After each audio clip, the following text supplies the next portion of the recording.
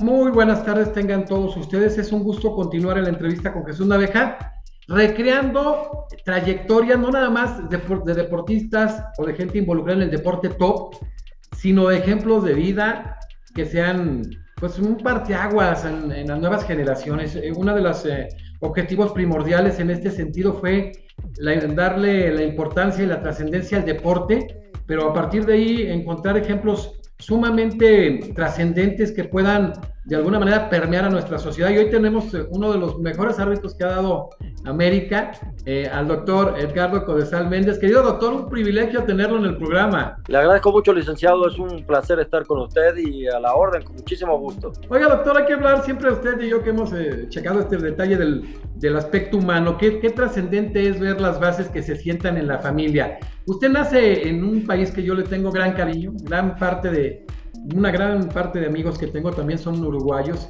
en el ámbito del derecho y en el ámbito del deporte. ¿En qué parte de Uruguay nace, doctor? En Montevideo, Uruguay, en la capital, hace ya unos años atrás. Platícanos un poquito de su niñez, de su adolescencia, la integración de su familia, a qué se dedicaban, sus hermanos, cómo se dio todo este tema del desarrollo de la familia, de los valores y luego de la mano con el deporte. Bueno, fuimos una familia de 5 integrantes, mi padre, mi madre, luego 3 hermanos, un hermano mayor que yo, que ya falleció también, y mi hermana, que vive aquí en México también ahorita, y ese fue el núcleo familiar pequeño, y luego una familia numerosa. En aquellas épocas las familias eran muy numerosas, y como casi toda la gente en Río de la Plata, en Uruguay, una mezcla de inmigrantes italianos con españoles, y así fue. Por un lado españoles, mis abuelos, y por otro lado italianos en la otra rama familiar, siendo uno de mis abuelos también casado con mi abuela, que era italiana de nacimiento.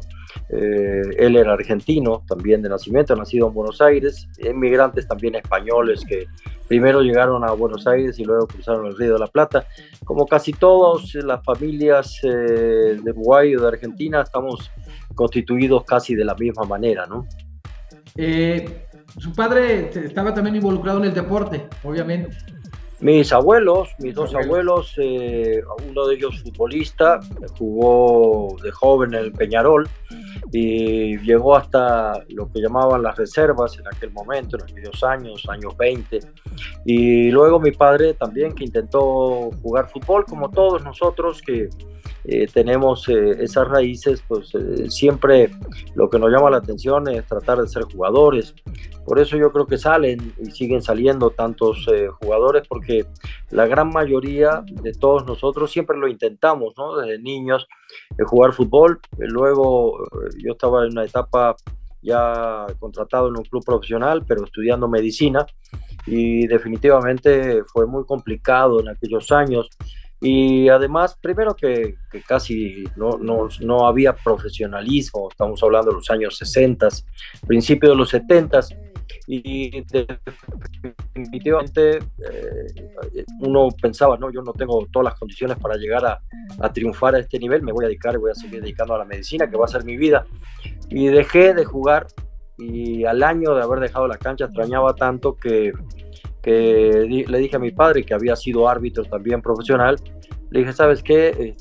Quiero intentarlo en el arbitraje, porque la cancha me llama mucho, me sigue gustando.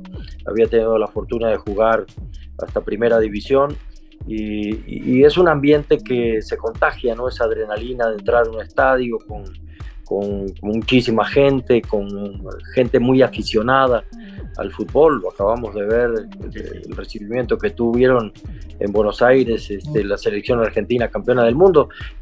Son países que viven, que desayunan, comen y duermen con fútbol, y entonces se va arraigando muchísimo. Yo extrañaba mucho, y con el antecedente de haber vivido una familia de árbitro, decía que mis abuelos también involucrados, porque uno jugó, luego fueron socios fundadores que se llaman, de equipos que jugaron en la primera división. profesional en Uruguay. Entonces, gente de familia futbolera. Y le dije, ¿sabes qué? Me interesa mucho intentarlo en el arbitraje. No, ¿cómo crees? Vas a ver que mucho problema mediático, te van a empezar a criticar por el nombre, te van a empezar a decir que porque yo te ayudo y todo lo demás. Le dije, mira, la verdad las críticas no me interesan, lo que me interesa es volver a estar en una cancha de fútbol con un estadio lleno, que es un reto muy especial todo eso, ¿no? Y así fue. Dejé en el año 73 y en principios del 75 empecé a estudiar la carrera de árbitro mientras estudiaba medicina, y eso me daba tiempo porque el curso era 3 veces a la semana, en la noche, entonces me daba tiempo de hacer el curso y seguir estudiando medicina. Todo el 75 hicimos el curso de árbitros de esa manera, de enero a diciembre, un año entero, y en diciembre, por allí del 15, precisamente se cumplió fecha de que recibimos el título allá en diciembre del 75. El 76, en enero ya empecé a arbitrar tercera división y divisiones menores. Allá existen ahora hasta 4 divisiones, sí, que le llaman precisamente por el abecedario. La A es la primera división, la B, la C y la D. Y en aquella época había reservas especiales, que eran las reservas de primera división y tercera división profesional. Después se hicieron la cuarta, la quinta división, donde yo empecé a arbitrar. De los equipos profesionales tenían hasta quinta división, o sea, con jovencitos de 13, 14, 15 años. Y ahí empezamos. A mí me tocó un debut oficial de asistente en una categoría de tercera división, en el estadio La Cancha de Nacional, que es uno de los equipos grandes de allá de Uruguay. Sí, claro. Y ese año tuvimos la fortuna de arbitrar lo que era la Divisional C, donde realmente ya eran equipos de adultos, pero categoría libre, pero realmente con aspiraciones al ascenso. Y tuve la fortuna de que llegó las finales de ascenso en ese año y arbitré la primer final de ascenso. Luego un compañero del grupo mío también arbitró la segunda final de ascenso, y resulta que en aquellos años no había gol de visita ni nada por el estilo. El criterio de desempate era un tercer partido, y los dos equipos le piden a la federación en Uruguay que el partido decisivo lo arbitre yo. Eso fue para mí un honor, claro. Fue para mí una satisfacción muy importante. Ya había pitado la primer final y me tocó pitar la tercera final, o sea que de ese año pité las dos finales, la primera y la tercera, y definitivamente asciende uno de los equipos. Eso me permitió también a mí ascender de categoría, o sea, en el 76 ya empezar en lo que era ya la Divisional B, o también la segunda división del país, y también con mucha fortuna, porque salían muy bien los partidos. Yo siempre fui una persona muy comprometida, con un concepto de, no soy abogado, pero empecé a entender los conceptos jurídicos de la ley. Entender, sí, como figura de autoridad, claro. Porque además la historia dice que es otra de las cosas que me interesó mucho, que lo vimos poco en el curso, pero la historia dice que este juego fue creado por estudiantes en Cambridge en 1860, por allí. Lo oficializaron en el 63, unas reglas ya mancomunadas en Inglaterra, y la idea realmente de ellos, que eran casi todos estudiantes universitarios, lo que querían era jugar un deporte con menos lesiones, porque el origen del fútbol al final viene del rugby, y es un deporte muy fuerte, porque ahí no hay protección como el fútbol americano, que después derivó también del mismo deporte. Y ahí se juega a mano limpia y sin protección ninguna, y realmente es un deporte de bastantes lesiones por lo mismo, lesiones de clavículas, en los golpes que hay, de narices ni hablar, y algunas veces también de piernas. Entonces el origen de estos muchachos que se juntaron, que jugaban ese deporte, dijeron, no, vamos a hacer un deporte diferente, pero que no nos lastimemos tanto, porque jugaban sábado y domingo y el lunes había que ir a estudiar. Ellos obviamente era absolutamente nuevo este deporte y dijeron, vamos a quitar los brazos para jugar. Y con eso ya tuvieron que poner el balón en el piso, que era un ovoide, obviamente, del rugby, y lo hicieron un esférico, derivado también de otros antecedentes del calcio y de otros juegos que se jugaban casi sin reglas y con un balón esférico. Y así empezó el fútbol, pero entonces ahí empieza a entender uno que en el espíritu de la ley, el legislador lo que quiso decir es: queremos jugar un deporte donde no nos lastimemos tanto. Y entonces ahí viene, aunque no está escrito en la ley, viene uno de los principios fundamentales del espíritu de la ley, que es proteger la integridad física del jugador. Y eso para mí marcó mucho el conocimiento de todos esos conceptos, marcó mucho el concepto de ser el juez deportivo de ese partido.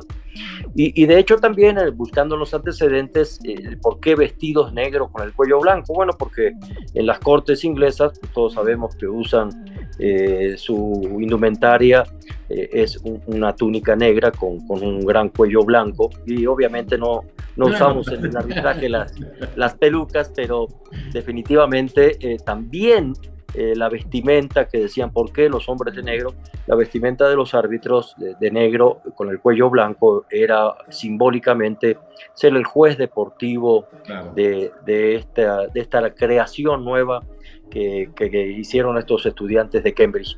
Y conociendo todo eso, seguimos profundizando y por ejemplo, la propia ley dice que cualquier duda sobre la interpretación de la misma hay que recurrir al texto original de la ley, que es en inglés.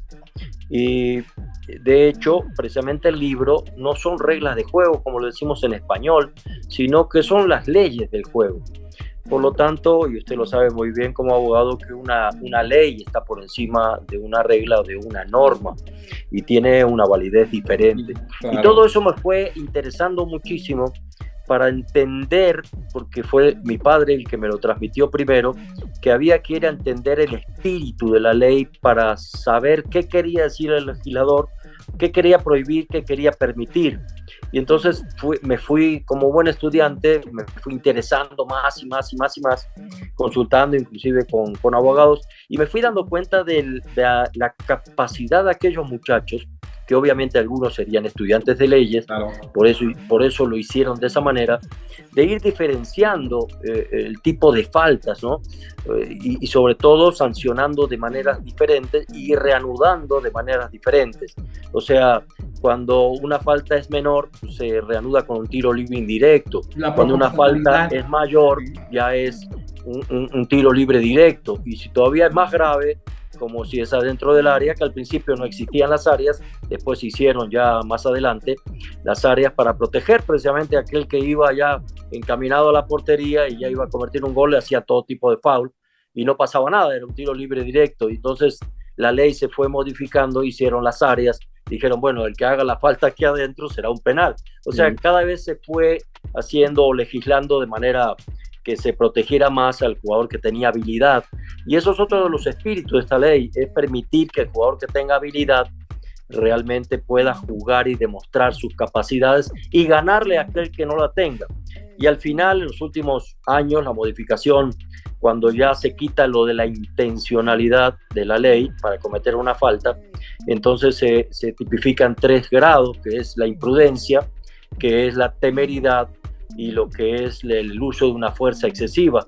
Y de hecho, los 3 grados es para un castigo, porque el que comete una falta imprudente es un tiro libre directo simplemente, pero el que va con temeridad a enfrentar a un adversario para quitarle el balón, ya es un tiro libre. Igual, técnicamente no se puede cambiar la sanción porque es lo más grave, pero hay una amonestación. Y por el otro lado, ya cuando hay uso de una fuerza excesiva, es igual un tiro libre técnicamente directo, pero es una tarjeta roja. Entonces, ahí la International Football Association Board, que es la única que puede legislar, porque tiene los derechos de la ley registrados, ha dicho que entonces, y perdón la expresión, los brutos para jugar no pueden jugar. ¿Por qué? Porque van a lastimar al adversario. Y entonces, si el espíritu principal de esto es jugar un deporte donde haya el mínimo posible de lesiones, fue un gran avance, y eso fue en los últimos 25 años que se logró ese cambio, para decirle a la gente, oye, tienes que jugar de manera limpia, pero además de una manera que tengas cuidado de la integridad física de tu adversario, porque lo puedes lastimar. Entonces me pareció un avance extraordinario. A mí ya no me tocó la ley en la cancha con esa última modificación, por eso digo que es de los últimos 25 años apenas, pero realmente en aquella época, cuando se hablaba solamente de intención de cometer una falta, pues usted lo sabrá muy bien que como juez es muy difícil ponerse en la mente de alguien para saber si tuvo la intención, claro, o no de cometer un delito, ¿no? Entonces era muy complejo, y además muchos árbitros nos escudábamos y, oiga, decía el instructor, oiga, ¿por qué no marcó este penal? Claro, porque para mí no tuvo intención de cometerlo, y con eso se escudaba uno mucho, y ¿quién le iba a decir que no? Pues era la ley así. Demasiado discrecional el tema, sí. Exactamente, te daban a ti la potestad de decir intencional o no, y tú entonces podías decir, no, pues no fue intencional. ¿Y quién le iba a decir entonces al árbitro que tenía razón o no tenía razón? Entonces era muy importante esta situación, y realmente se modificó muy bien para poder mejorar lo que busca el espíritu de la ley, no lastimarse entre los jugadores, o no usar la fuerza bruta para intimidar o para lastimar a un adversario. Eso me parece un principio fundamental de la ley que hay que saberlo entender para entonces poder juzgar la manera en que se juega. Por eso se cambió la palabra intencionalidad por la manera en que se juega. La International usó una palabra muy interesante, que el árbitro ahora puede juzgar mejor el lenguaje corporal de un jugador. Es más fácil de entender que la intencionalidad. Doctor, qué interesante hablar de este tema de la interpretación auténtica, o sea, el manejo teleológico, irnos al manejo finalista de quien crea la norma. Y aquí preguntarle, como un hombre estudioso, la verdad que agradable de una cátedra de fútbol, de arbitraje, pero sobre todo hasta de derecho, que usted como jugador en sus etapas evidentemente tenía una visión, y como en ese tránsito hacia ser árbitro, pues viene la figura de autoridad, que a veces la mayoría de la gente en América Latina tenemos una gran resistencia a la figura de autoridad. ¿Cómo sintió usted ese tránsito en su vida de ser un jugador, de que le encantaba que está en el campo jugar, allá arbitrar? ¿No le costó trabajo al principio? ¿Se amplió su visión, pues se hace más periférica siendo árbitro realmente? No, sí, tiene usted toda la razón, y sobre todo el enfoque que le da. A mí me ayudó muchísimo el haber sido jugador. Sin embargo, como jugador yo tenía el peso del nombre de mi padre, que era una persona muy conocida. Mi padre tuvo la fortuna de ir a 2 Copas del Mundo, pero aparte, en la última, en Londres 66, él fue, cuando todavía no era muy publicitada la función, del cuarto oficial de la final de ese mundial. O sea, estuvo adentro de la cancha en la final de Inglaterra contra Alemania como el cuarto oficial en turno. Y además era una persona también que sin haber tenido la oportunidad de estudiar, porque tuvo que ir a trabajar a los 12 años de edad para ayudar a la familia, pues era un hombre que tenía una gran percepción de muchos de estos conceptos.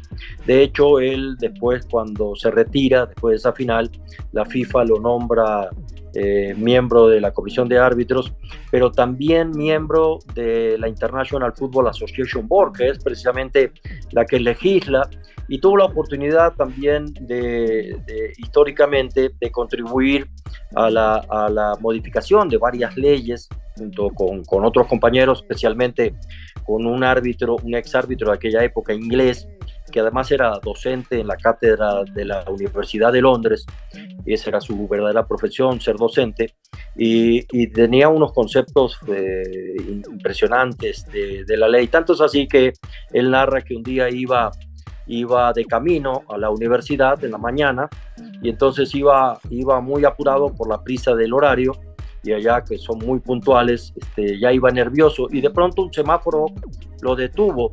Y Londres 66 fue un mundial de muchísima controversia arbitral.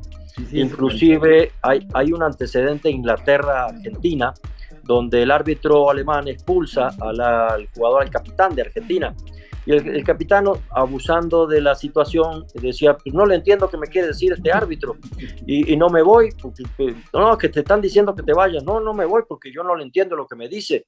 Y entonces abusó mucho de eso y fue un lío muy grande. Ese partido estaba la reina allí y realmente él no se quería retirar de la cancha porque consideraba injusta su expulsión, y de pronto este exárbitro que estaba también allí, porque ya pertenecía a la FIFA, cuando después de ese mundial, iba a la universidad, lo detiene un semáforo y él iba muy deprisa y dijo, pues acá está la solución para que entiendan quién se tiene que ir. Pues mientras no pase nada, pues es verde, ¿no? Es libre el tránsito, es libre el juego. Pero si es amarilla, es advertencia, no debo cruzar ese crucero. Y si es roja, detente, ¿no? Ya no puedes seguir.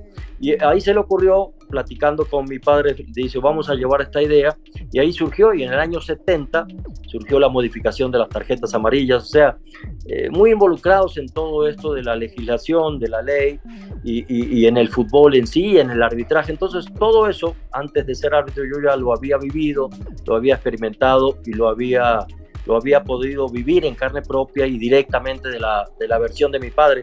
Entonces, más me llamaba a mí la atención, ¿no? A ver, puedes como una persona joven, que te estás integrando ya a la sociedad donde vives, puedes el reto de meterte en un estadio con 70, 80 mil personas a tratar de conducir un partido, y era un reto muy importante, personal, o sea, todo eso me gustaba mucho. A mí me fue entrando cada vez más el arbitraje, una vez que también lo hice en la cancha, porque todas esas cosas personales yo sentía precisamente como un reto, y el otro reto de vencer la crítica, ¿no? De decir, el padre lo pone y lo ayuda y por eso está ahí.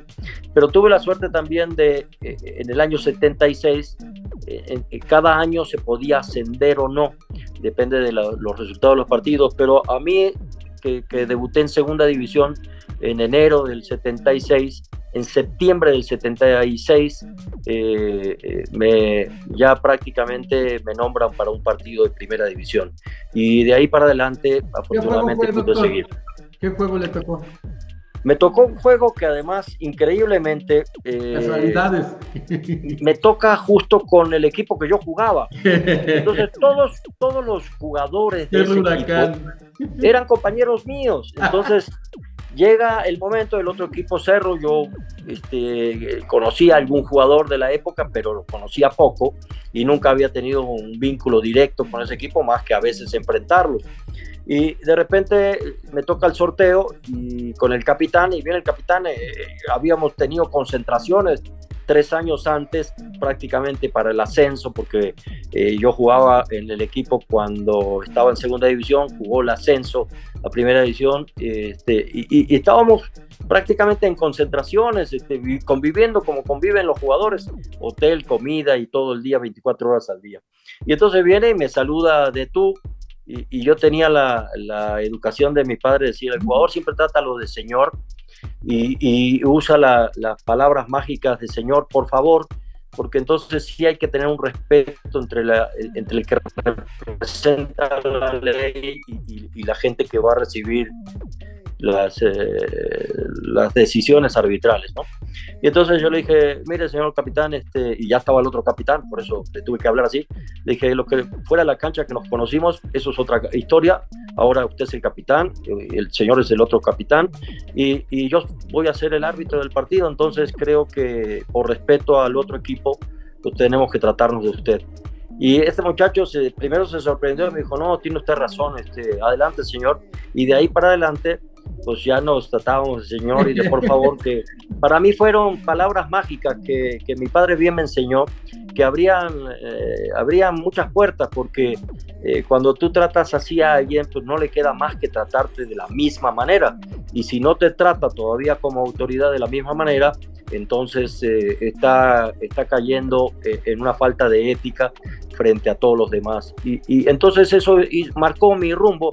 Jamás, a pesar de conocer a muchos jugadores afuera de la cancha y todo, jamás traté de tú a ningún jugador en el centro del campo, ¿no? Oiga, doctor, qué importante ese primer gran reto, como que lo pone Dios, porque usted con un hombre que le gusta mucho todo este tema de estudiar el derecho, uno de los elementos básicos en el tema de la jurisdicción es la imparcialidad. Entonces, esta famosa imparcialidad, le pusieron el gran reto de entrada de decir, bueno, los conozco, pero aquí somos ajenos, yo soy la figura de autoridad y todos son iguales, o sea, no hay ningún elemento subjetivo que venga a afectar mis decisiones. Fue un gran reto de vida. Sí, afortunadamente fue muy interesante porque de ese equipo con el que yo debuto en esa época, 6 habían sido compañeros míos, o sea, más de la mitad del equipo, y todos para adelante cuando vieron esa situación. Yo en los tiros libres, señor, por favor, la distancia, señor para acá, señor para allá, y entonces surgió un respeto muy bonito dentro de la cancha, y de ahí para adelante se marcó precisamente un parteaguas, y él de todo sentía, pues no protegido, pero se sentía que la autoridad era precisamente lo que usted dice, totalmente imparcial en ese aspecto, y de hecho afortunadamente dentro de todo también el partido termina 1-1, no hubo ni vencidos ni vencedores, y creo que fue la verdad un debut que todo árbitro cuando debuta primera división lo recuerda para siempre, claro. Pero ese debut tenía un doble recuerdo porque eran todos mis ex compañeros. Y un gran reto, o sea, un gran reto, porque al final de cuentas era vencer el aspecto de la subjetividad en aras de buscar la objetividad de la ley. Sí, definitivamente, y eso para mí fue muy, muy bonito. Y luego después vinieron grandes retos, porque el tercer partido en primera división, yo debuto ya en el Estadio Centenario, que está considerado monumento histórico, fue el primer escenario de la final de la Copa del Mundo, sí, claro, en el año 30, y bueno, ese debut fue además, afortunadamente, era el equipo nacional que iba en primer lugar contra el que iba en segundo lugar del torneo, que era el equipo Danubio. Y entonces un estadio Centenario me tocó llenísimo, a reventar, y con grandes jugadores. Todavía jugaban jugadores que algunos de ellos estaban o habían estado prácticamente en selección nacional, habían triunfado, por ejemplo, en el Mundial del 70, y definitivamente eran jugadores que imponían adentro de la cancha, ¿no? En el Mundial del 70 Uruguay llega hasta semifinales, tenía un gran equipo, y me tocó arbitrarle a varios de ellos, que varios de ellos estaban en Nacional, como Pedro Cubillas, como Montero Castillo, como el papá de Paolo Montero, precisamente, que después también fue seleccionado. Entonces eran jugadores muy fuertes, y en el Río de la Plata se juega fuerte. Ese es un reto más, ¿no? Que el fútbol tan recio, de garra charrúa que le llamamos nosotros, ¿no? De contacto. Así es, y luego también jugaba un muchacho, Pereira, en Nacional, que increíblemente era empleado de mi padre. Mi padre tenía casas de refacciones de automóviles, y tenía algunas casas así tipo Autoson, tenía en Uruguay, y uno de ellos era empleado, y de pronto también nos veíamos, porque yo pasaba mucho por el negocio de mi papá, porque nos llevábamos tan bien con mi padre que yo lo veía a diario, pasaba los ratos libres, pasaba a verlo, y salíamos a tomar un café con él y regresábamos. Y entonces también, qué suerte que eres tú. Le dije, no, aquí, y la misma, ¿no? La misma opción aquí, usted es el señor jugador, yo soy el señor árbitro, y cada quien en su función. Y bueno, me tocó hasta expulsarlo, y son anécdotas, porque además era un jugador fuerte, se daba muchos golpes en esa época en el fútbol, y sí, me tocó hasta sacar una tarjeta roja, y salió muy bien el debut, ¿no? Y la verdad que de ahí para adelante me fue muy bien en mi carrera. Tengo recuerdos muy, muy impresionantes de toda la carrera, y la verdad sí hubo partidos también muy difíciles en mi vida, algunos con riesgo de vida, inclusive en alguna eliminatoria, pero muy interesante, porque todos ellos fueron un reto muy importante para mí, ¿no? Doctor, ¿cómo se da esa opción de venir a arbitrar a México? Usted ya un árbitro consolidado en Uruguay, uno de los países más importantes en América Latina y en el mundo, en el marco del fútbol, un fútbol, como dice usted, recio, que usted que es un aplicador muy inteligente, porque el árbitro es como el juez, como dijo usted claramente, aplica e interpreta las leyes. Entonces aquí usted tenía que buscar que todo este tema de la integridad física, que era la esencia misma en el manejo teleológico, se respetara, y que es un fútbol más de contacto. ¿Cómo se da después el contacto para venir a México? Que qué bueno. Bueno, definitivamente yo conocido de la gente de FIFA, mi padre venía a veces a México invitado a sus.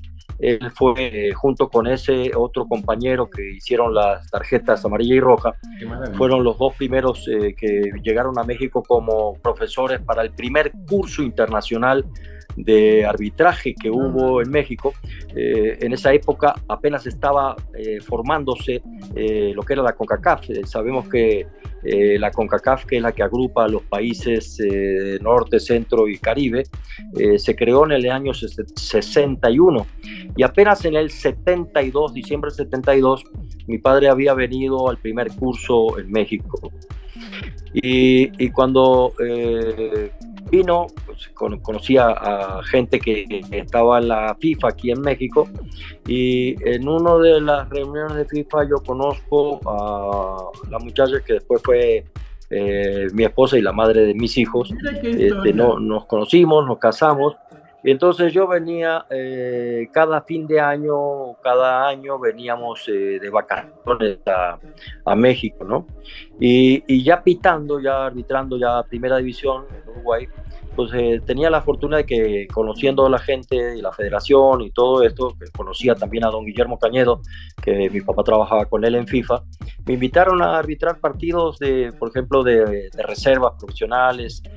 Arbitré en el Azteca, y luego arbitré en el 78, en enero del 78 arbitré 2 partidos de selección mexicana que se estaba preparando para el Mundial de Argentina, donde estaba Hugo Sánchez, donde había Leo Cuellar, una playa de jugadores que era muy bueno, porque además esa selección estuvo invicta, llegó a Argentina invicta en todos los partidos, y se auguraba mucho, pero conociendo después internamente cómo fue la situación, hubo un conflicto ahí de intereses de lo que eran los premios, y previo al primer partido parece que en el vestidor hubo hasta la negativa de querer salir a la cancha, y eso echó por tierra emocionalmente a ese equipo, que a mí me parecía muy bueno, porque los 2 partidos que yo le había arbitrado habían jugado muy, muy, muy bonito fútbol, y se auguraba mucho más, y sin embargo lamentablemente fue un fracaso. Pero creo que el fracaso estuvo más fuera de la cancha que se trasladó hacia la cancha. Pero esas situaciones, ya con varios partidos de selección como invitado, llegó un momento que la federación en el año 80 me invita a ser parte del arbitraje a través de un contrato, ¿no? Y lo único que yo pedí como requisito indispensable para mí era que si podía yo revalidar mi título de médico, que era lo que más me importaba, claro, porque siempre había dicho yo, como médico seré hasta el día que me muera, pero árbitro voy a ser hasta el día que me retire, ¿no? Que me den las fuerzas. Pero definitivamente... No va a dejar de ser asesor, doctor, toda su vida. Tuve la fortuna de que me apoyaron, me guiaron en todo el camino de reválida, y entonces dije, bueno, entonces sí, con mucho gusto, porque la familia, además en el arbitraje en aquella época no se pagaba prácticamente mucho, ¿no?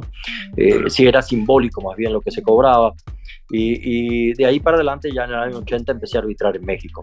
¿Quiénes eran más o menos algunos de los árbitros que que eran coetáneos de usted cuando llega a México, doctor?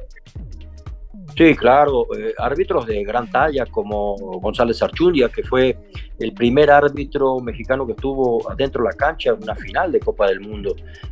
González Archundia estuvo con Taylor cuando arbitraron en el 74 Alemania-Holanda, en la antigua Holanda, hoy Países Bajos. Marco Antonio Dorantes, Mario Rubio, trabajamos juntos, inclusive con Mario Rubio en esos 2 partidos que yo le mencionaba. Tuve la fortuna de que salieran de asistentes míos, porque en aquella época además hacíamos todo, hacíamos de árbitros, de asistentes, de cuarto árbitro, o sea, cumplíamos todas las funciones, ¿no? Mario Rubio, con el que aprendí mucho también, porque además es una extraordinaria persona, un ser humano de primera. Estaba también Antonio Remárquez, estaba Enrique Mendoza Guillén, estaban, bueno, la verdad... Muy buen nivel de arbitraje, doctor, muy buen nivel de arbitraje, ¿eh? No, era una camada de un arbitraje mexicano de primerísimo nivel, y por eso digo que González Archundia fue prácticamente el primer mexicano que estuvo adentro de la cancha en una final del mundo. Estar de asistente, claro, ya es un honor en aquella época, y significaba que estaba dentro de los mejores del mundo. Y luego repitió en Argentina 78, como le decía, luego en el 82 vino Mario Rubio, en el 86 Antonio Remárquez, con el cual a mí me tocó ya en el 86 la fortuna de salir en la semifinal, aquella de Argentina contra Bélgica, donde a mí me tocó de cuarto oficial precisamente, y en los himnos me tocó precisamente estar parado exactamente al lado de Maradona, que además ese día una anécdota también interesante fue que durante los himnos, como estaba yo parado al lado de Maradona, cuando terminan los himnos, él reúne a todos sus compañeros, y ahí se muestra el liderazgo que además tenía, que se compara un poco con Messi, que dicen que le falta ese liderazgo en la cancha, que Maradona sí lo tenía muy natural.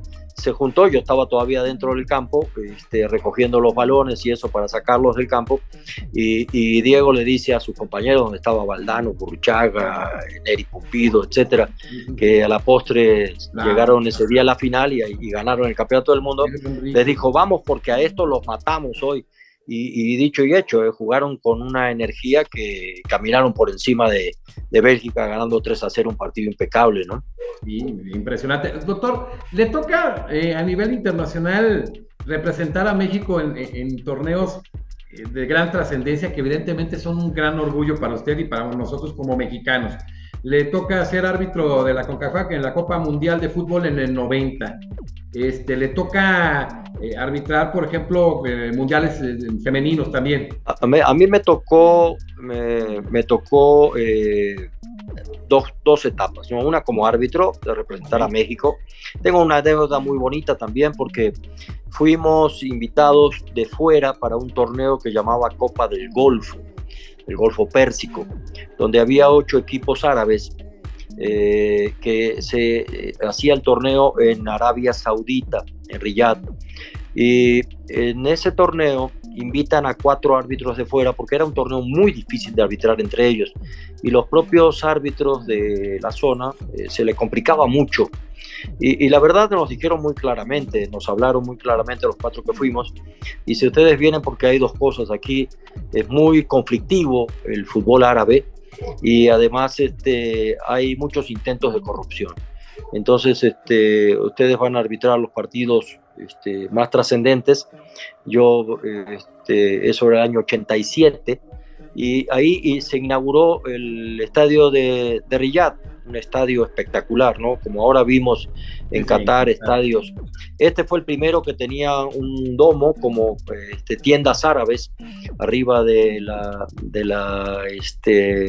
tribunas, y además estaba en el medio del desierto, precisamente porque había que entrar por una carretera muy recta, porque el desierto ahí era totalmente plano, y en la noche que se inauguró uno llegaba y todo el techo, que era hecho de un plástico especial, que lo habían hecho los ingleses en esa época, que no era una novedad totalmente, hacen todo el techo del estadio, y de lejos parecía una gran tienda árabe, o sea, como estuviera en el medio del desierto, en un oasis, porque plantaron cantidad de palmeras, realmente era espectacular, ¿no?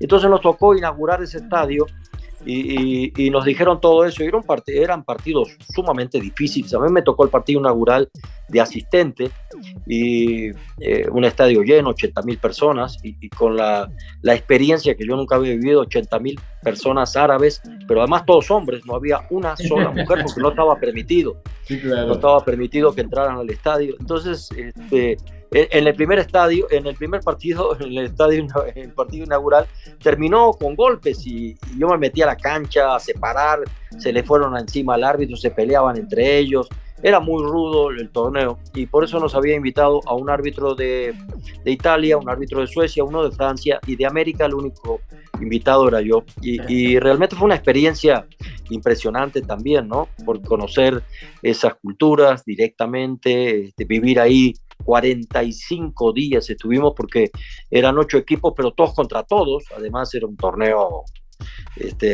pensándolo de manera futbolística, era una barbaridad que jugaran todos contra todos, no había eliminatorias, ni grupos, ni nada, era a ronda final. Y se enfrentan al final Irak, Irán, en la final, y me toca arbitrarlo a mí también, frente a todas las autoridades de FIFA. Y allí después empezó la idea del rey de Arabia de hacer la Copa Confederaciones. Cuando ya se formó la Copa Confederaciones, se hizo y volví, afortunadamente, ya como secretario general de la federación, representando a México también. Pero en el partido que me toca a la segunda etapa, la segunda jornada del torneo, me toca arbitrar, y ahí viene la anécdota que da principio a todo este cuento. Ponía la bandera del árbitro central en una asta bandera. Y entonces arbitro ya por México, y yo ya estaba naturalizado mexicano del año 81. Y entonces, representando a México, llego ahí y pone la bandera. Es muy emocionante, pues sale uno a la cancha y es la justo, única... porque es el que está jueceando, es el que está determinando muchos aspectos importantes del juego. ¡Qué bien! No, por supuesto, y tanto es así que terminó el partido y en el vestidor estaba el cónsul junto con el embajador, y me dice, ¿quién es el mexicano? Le digo, pues soy yo. Ah, muchísimo gusto, pues nos dio mucho orgullo ver la bandera, claro. Y por eso no sabíamos y no teníamos idea, bajamos a quererlos saludar, pero además los invitamos, y nos invitaron a todos los árbitros del torneo, los invitamos a que vengan a una recepción a la embajada. Y me acuerdo mucho porque era un apellido famoso del cónsul, Niño de Rivera, y entonces fuimos a la embajada. Y bueno, dentro de las anécdotas ya hasta simpáticas y chistosas, se agregaron varios saudis, como le llaman allá, que eran no solo árbitros, sino que se agregaron algunos colados, para decirle claramente. ¿Por qué? Porque, como usted sabe, no se toma alcohol, y ahora vino la famosa historia en Qatar de que si el alcohol, bueno, no se toma alcohol, pero en las embajadas sí, porque, como usted bien sabe, por ley, son territorio del país que representan, claro. Y dentro del territorio son las leyes de cada país. Claro. Entonces sí había tequila, y bueno, le termino contando que para volverlos a llevar al hotel, pues había que meterlos en calidad de bulto a las combis que los habían llevado, porque se aprovecharon de que había tequila en cantidad. No se querían ir. Ahí fue libre el tequila, bueno, se hicieron una fiesta, ¿no? Pero fue muy, muy bonito la recepción. Además, en Riyadh, la zona de embajadas es como una especie de barrio muy especial, de muy gran nivel y sobre todo muy protegido. Entonces entra uno prácticamente a otro mundo, ¿no? Entonces fue un gran gusto poder ser invitado de la embajada y representando a México, y después tuve la fortuna de volver con la selección mexicana el año 95, precisamente a la Copa Confederaciones. Y también fuimos invitados por la embajada a regresar. Ya no estaban las autoridades de aquella época, del año 87, pero sí me tocó 2 veces estar, una vez como árbitro y otra vez como representante de la Federación Mexicana de Fútbol. Qué importante eso cuando habla de izar la bandera, porque es un orgullo. Después de que nos pasó ahora en el Mundial y que va pasando etapas los árbitros, nos damos cuenta que muchas veces la gente como de alguna manera se resiste a la autoridad, que golpeas al árbitro, y siempre tiene la culpa el árbitro de si pierde su equipo, los jugadores, el entrenador, directivos. Y luego se van dando cuenta que el arbitraje está por encima del nivel del fútbol, perdonando la expresión. Pero doctor, yo creo que un punto medular en su vida profesional, que fue muy vasta y de éxitos, fue estar en la Copa Mundial del Mundial de Italia 90, ¿no? Fue sensacional para usted, fue extraordinario para nosotros como mexicanos. ¿Qué representa para un árbitro como usted, que es un árbitro de muchos logros, tanto en Uruguay como en México, un árbitro probo, un árbitro que incluso fue seleccionado por esos elementos, capaz, que se prepara en los ámbitos que están vinculados con el deporte, que incluso conoce el tema de las leyes, de temas legislativos, etcétera? ¿Qué representó estar en un mundial representando a México, pero en lo personal también, qué significa? ¿Qué emociones le vienen a la mente hoy en día? Bueno, emociones primero son impresionantes, ¿no? Porque llegar a la final de la Copa del Mundo, que es un sueño realmente hecho realidad, pero es como tocar el cielo con las manos, porque uno sueña con eso, pero no se da cuenta de la dimensión hasta que realmente lo vive personalmente. Pero todavía mucho más impresionante en ese mundial, que para mí creo que fue, no solo por llegar a la final, fue algo espectacular desde que llegamos, porque tuvimos la fortuna de tener una entrevista privada con Juan Pablo II, su santidad en aquel momento, y era un hombre que sabíamos por antecedentes que era futbolero, y nos invitó a todos los árbitros a una recepción en el Vaticano. Y cada uno veníamos formado, yo venía como a la mitad más o menos de todo el grupo, éramos 42 en aquella época, y cada uno se presentaba, pues soy de tal lado, de tal país.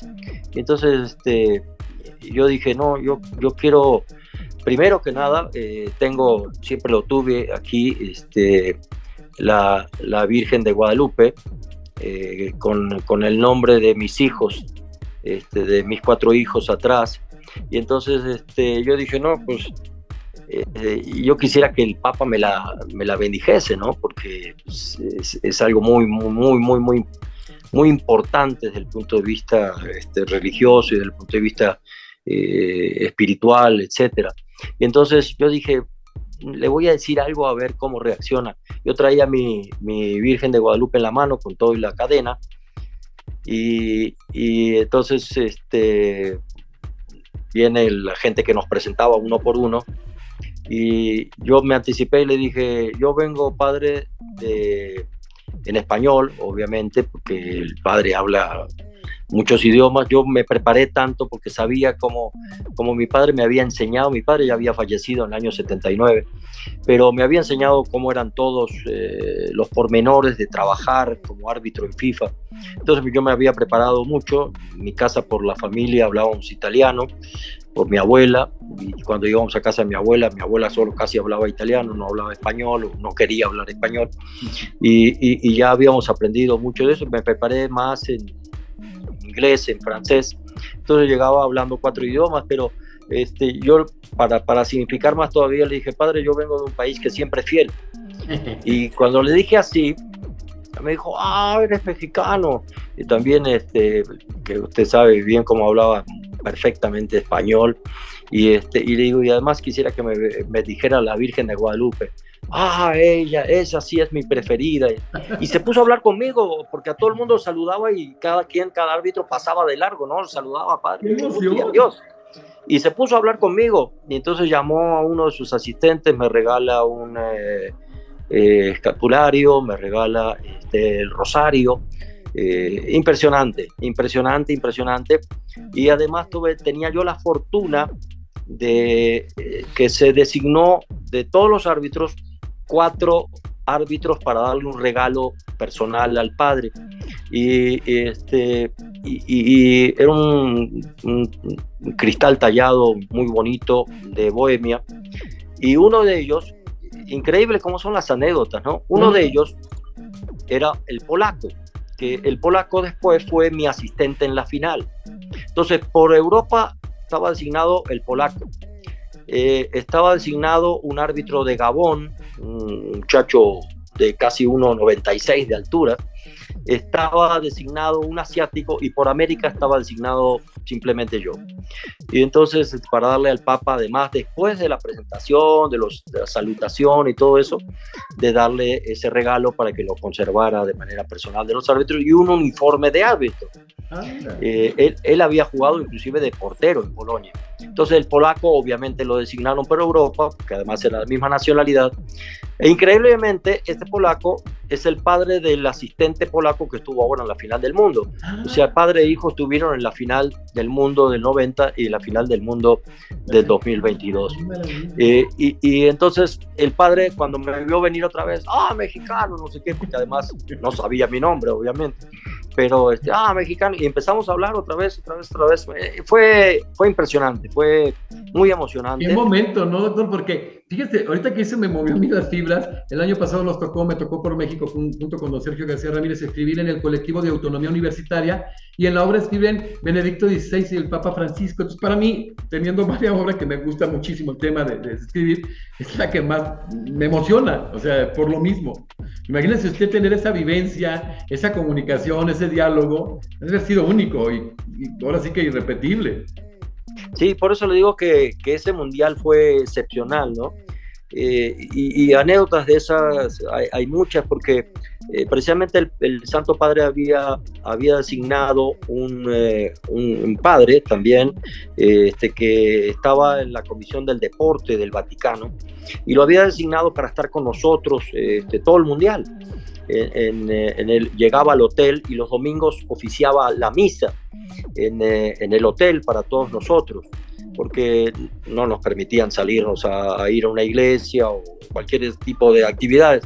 Entonces el padre, que me voy a recordar su nombre toda la vida, Carlo Massa, que venía del Vaticano, era futbolerazo además y le fascinaba. Entonces, cuando nos conocimos, el primer día que nos conocimos, precisamente yendo al Vaticano, me dijo, no, qué increíble, y que vengas de México, y este es un país que queremos mucho, y bueno, espectacular, porque se siente muy bonito. Y me dice, la única pena es que yo no puedo ir al partido inaugural.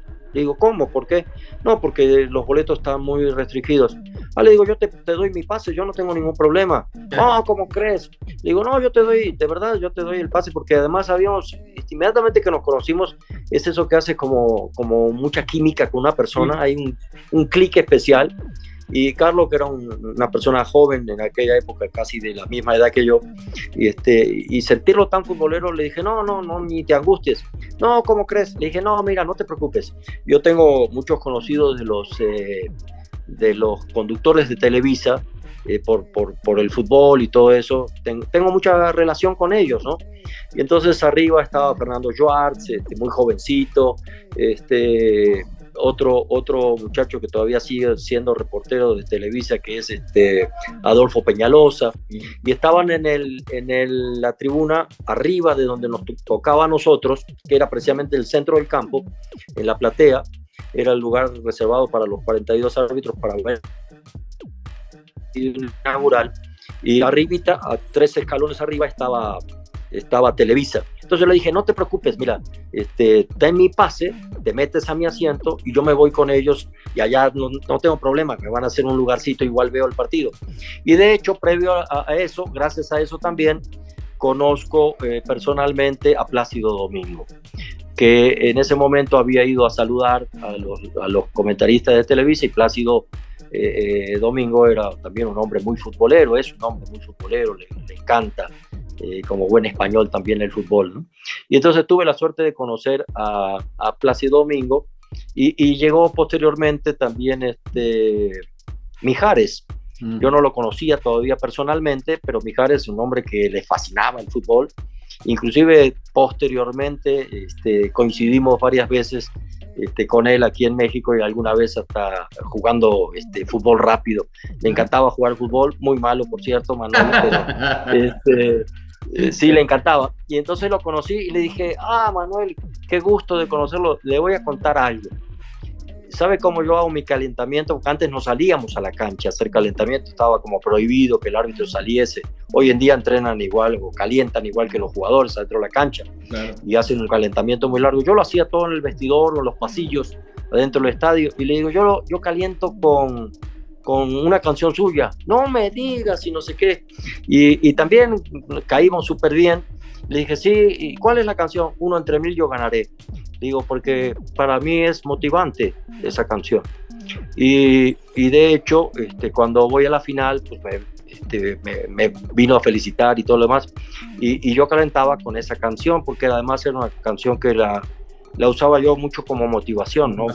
Decía, uno entre mil yo ganaré, y tuve la suerte. Así que le digo, ese Mundial de Italia se dio todo de manera que yo creo que de allá arriba tuve la fortuna de recibir la ayuda divina y la ayuda de mi padre. Yo te ayudaré siendo el mejor árbitro. Tiene que llegar. Oiga, doctor, vamos a dar un resumen, vamos a concluir, pero esa primera fase en el Mundial, porque no quiero dejar pasar en alto algo que es histórico para México, le toca pitar el Italia-Estados Unidos. Bueno, yo cuando me designan Italia-Estados Unidos, casi me da un ataque.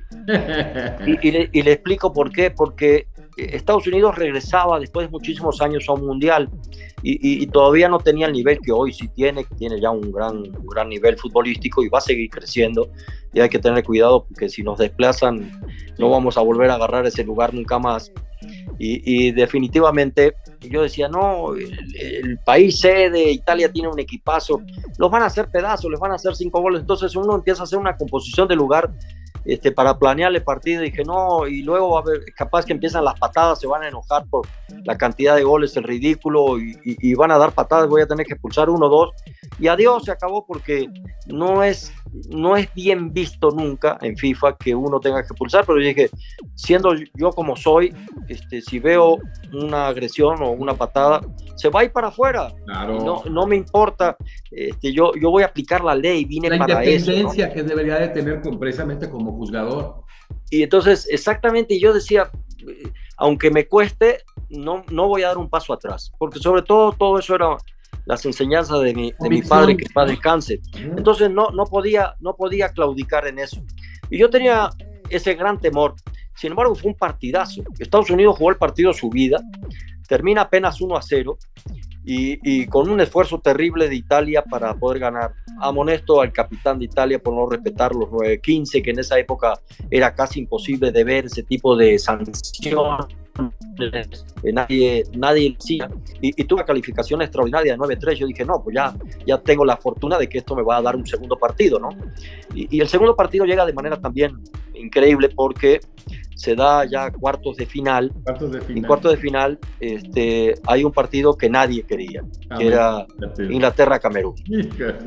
¿Por qué? Porque además Camerún, muy inteligentemente, la federación hace una campaña publicitaria muy grande, diciendo, no, vamos a jugar contra la madre del fútbol, somos el continente negro, siempre nos discriminan. Y es una campaña de víctima muy, muy interesante, y ningún árbitro quería ese partido, ¿no?, porque tenían también mucho temor de que saliera mal.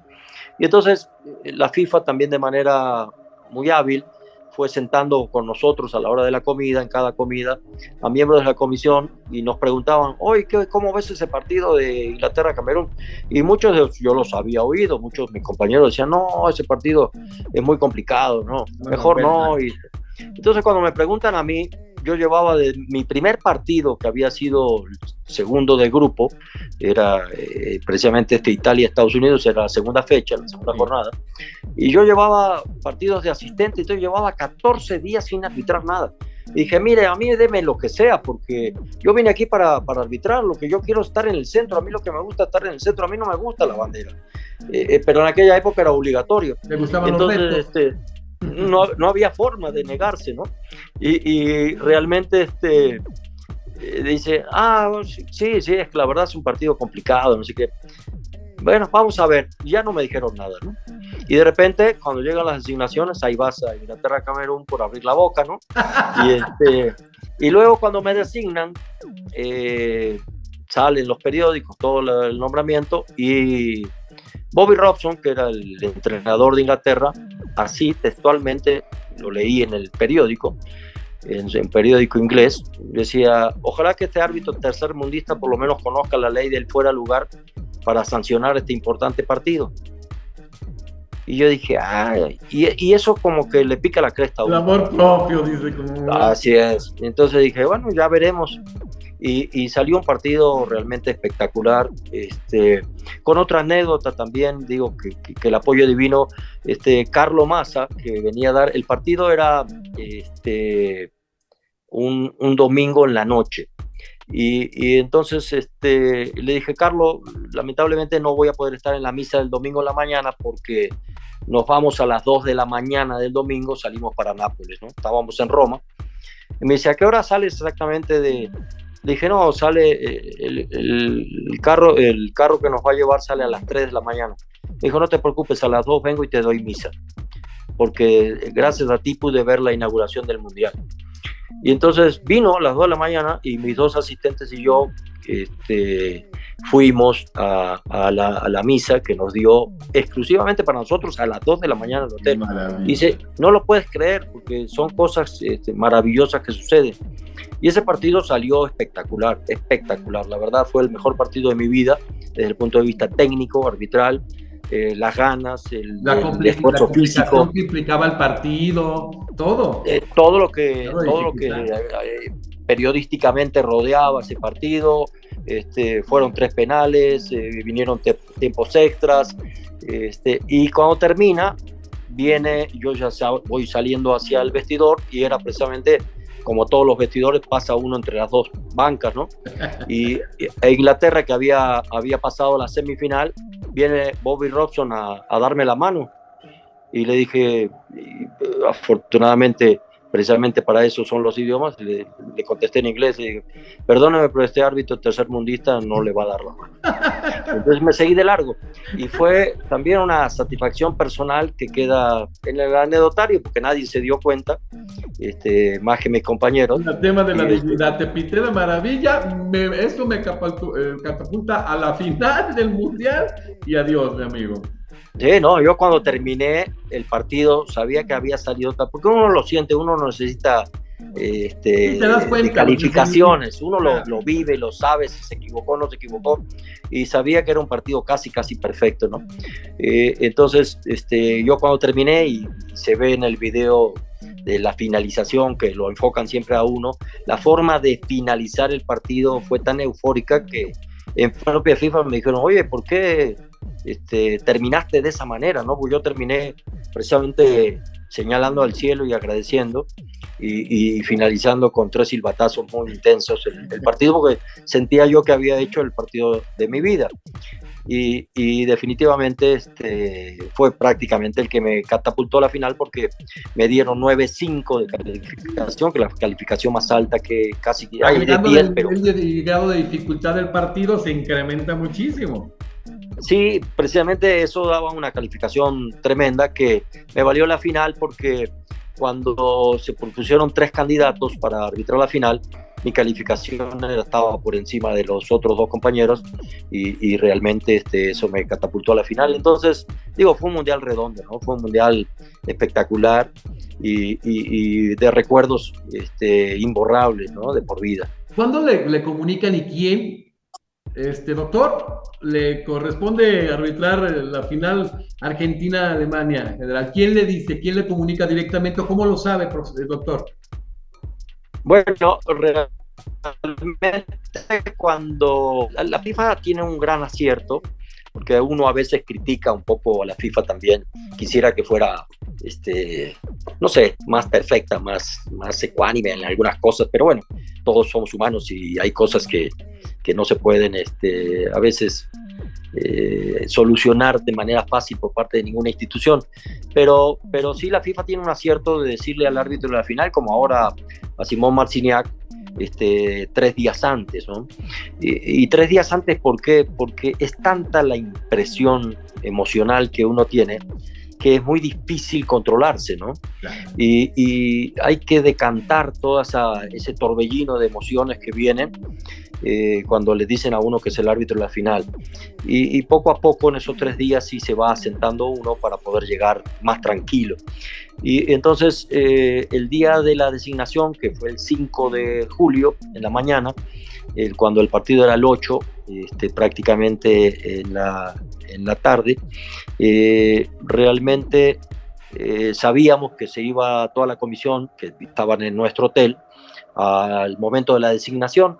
Entonces, en esa época que los celulares apenas iban a empezar, no había otra forma de comunicar más que un teléfono que llegaba al lobby del hotel donde estaba el centro de recepción del comité organizador del mundial que estaba a cargo de los árbitros. Entonces yo me senté ahí con todos los muchachos que estaban en el trabajo que era ocuparse prácticamente de nosotros.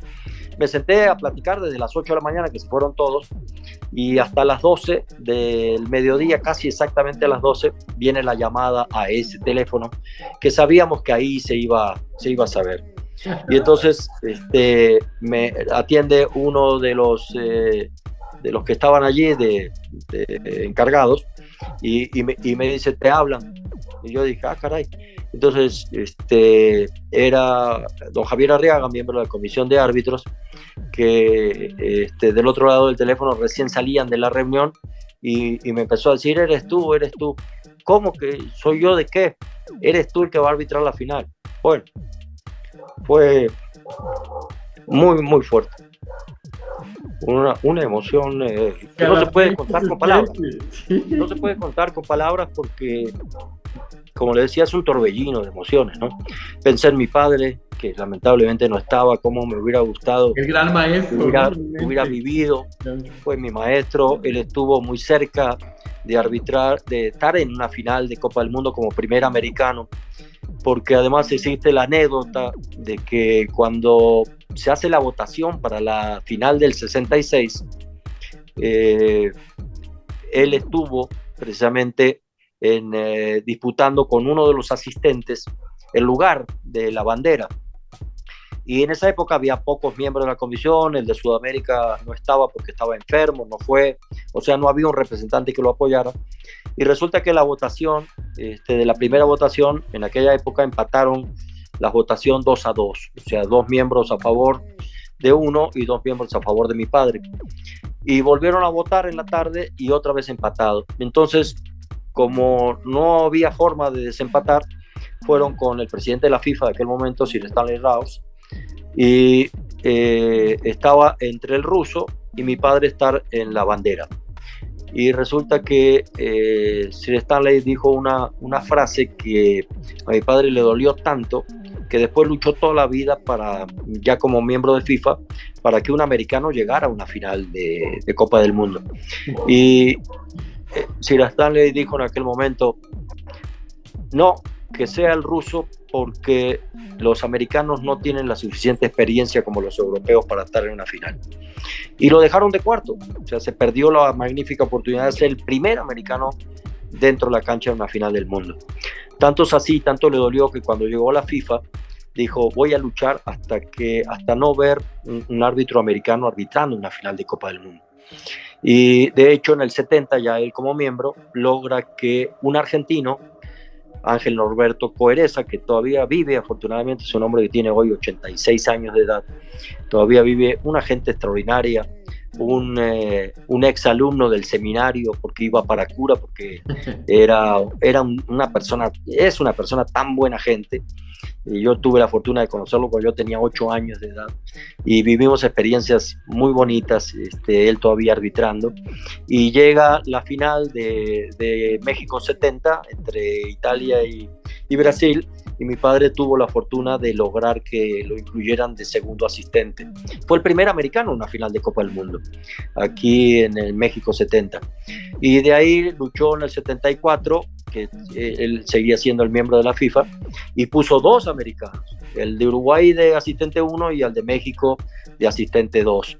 Y en el 78, que fue su último mundial antes de fallecer, peleó también la designación con el italiano para ya ser el árbitro central, y el mismo representante de Uruguay, que era Ramón Barreto, para ser el árbitro de la final. Bueno, tanto es así que Ramón tenía en aquella época un gran árbitro, la verdad era un gran árbitro.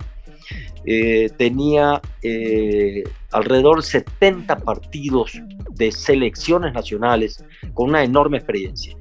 El que arbitró, el italiano, tenía solo 6 partidos arbitrados. Y entonces, votación, y pasó empate, doble empate, triple empate en el día de la votación, y ya en esa época decían que cuando había empate, el presidente de la comisión tenía voto de calidad. ¿Qué pasó? Que triple empate, después de luchar y poner antecedentes, y poner calificaciones y experiencia y todo, y peleando por Ramón para que fuera el primer árbitro americano en una final, no lo logra porque el italiano, que era presidente de la comisión de árbitros, dijo no, el italiano, por el mismo argumento, tiene más experiencia que los americanos. Y así Ramón se quedó fuera de la final, siendo un árbitro extraordinario. Se quedó no fuera porque fue asistente 1, pero no central, que era el objetivo. Mi padre fallece en el 79 y no tiene la fortuna ya de llegar a España 82, donde por primera vez sí arbitra un brasileño la final entre Italia y Alemania, ¿no? Que fue Arnaldo César Coelho, un extraordinario árbitro. Arnaldo, hace poco tuve la fortuna de volver a hablar con él por teléfono y está muy bien. Hasta hace poco fue comentarista de O Globo en Brasil, comentarista de mundiales, etcétera, y una gran persona que me tocó la anécdota también de vivir en el 78. Ramón Barreto y él fueron los dos asistentes de la final de Argentina-Holanda con el árbitro italiano. Arnaldo fue cuarto árbitro de la final. Y entonces íbamos, como mi padre, yo ya era árbitro en primera división y todo, y estaba el torneo en Uruguay suspendido, crucé a Buenos Aires a ver los últimos partidos y me tocó la fortuna de que mi padre me logró colar en el autobús que iba el grupo de 4 árbitros para la final. Y ahí iba el italiano Golnella, y el árbitro Barreto, que era el asistente de Uruguay, y Arnaldo César Coelho, que era el cuarto oficial. Y entonces conviví toda esa etapa del nerviosismo previo a una final del mundo, qué sienten los árbitros, cómo lo viven. Me tocó de primera mano vivirlo muy cerca. O sea, son grandes experiencias, grandes anécdotas que ahí quedan, ¿no? Que fueron forjando todo mi camino. Pero no hay como tener la vivencia. Te toca a ti, doctor Codesal, y estás en la final. O sea, un éxito que se cobija y que se hace nuestro, ¿no? Como mexicanos, un gran orgullo a la fecha. Y una final complicada, con las vicisitudes que siempre se tienen y lo que implica el arbitraje, pero que a final de cuentas siempre manejada con toda la honestidad que le ha caracterizado. Gracias a Dios, y le agradezco las palabras, sí, porque, por ejemplo, cuando viene la primera expulsión, la de Pedro Monzón, que después lo saluda muy bien y le habla muy bien y todo, Pedro, a la fecha, ¿no? Pedro Monzón, una gran persona, la verdad hay que reconocer. Y cuando viene la patada, porque fue una verdadera patada, un puntapié muy, muy fuerte, y uno que conoce ya la vida interna del fútbol, el titular de esa posición era Ruggeri. Ruggeri sale en el primer tiempo, en la mitad del tiempo, sale y ponen a Pedro Monzón. Y uno conociendo, yo conocía a Bilardo de que era jugador, eran jugadores muy, muy fuertes, golpeaban de manera muy fuerte, la verdad, a los rivales. Tuve la fortuna de ir con mi padre a una final de clubes que llamaban Intercontinental, que después se transformó en el Mundial de Clubes, entre Estudiantes de La Plata, donde jugaban él y el doctor Madero, que eran los dos médicos egresados de la Universidad de La Plata, y jugaban en Estudiantes de La Plata, que era el equipo de la universidad. En primera división, y logran ser campeones de América, de la Libertadores de América, y jugaron contra el Panathinaikos de Grecia, que era el campeón de la UEFA en ese momento, y jugaron la final en Buenos Aires y fuimos a verlo. Bueno, fue la verdad una carnicería ese partido, y yo conocía a Bilardo de jugador, y Bilardo conocía mucho a mi padre, y de hecho conociendo la mentalidad de Carlos, dije no, sacó a Ruggeri y mandó a este otro a matar a Klinsmann a la primera jugada, porque Klinsmann en el primer tiempo los había hecho pedazos por el sector derecho. Entonces todo eso que se va conjuntando, yo vi la patada, y el cerebro además es como y yo le enseño siempre a mis alumnos, porque mi verdadera vocación no es de médico, de árbitro, la vocación más grande para mí es ser docente. He sido docente en las universidades, en Facultad de Medicina, en varias de ellas. Desde mi natal Uruguay ya era yo docente en la universidad, porque necesitaba recursos también, porque tenía ya familia formada y tenía una hija. La docencia. y daba clases en la universidad. Fui en Uruguay, hay que dar un concurso de oposición y mérito que le llama, para ser docente universitario, y empecé a los 22 años a dar cátedra de medicina en higiene medicina preventiva e higiene. Y así completaba yo mis trabajos para poder seguir estudiando y mantener mi familia.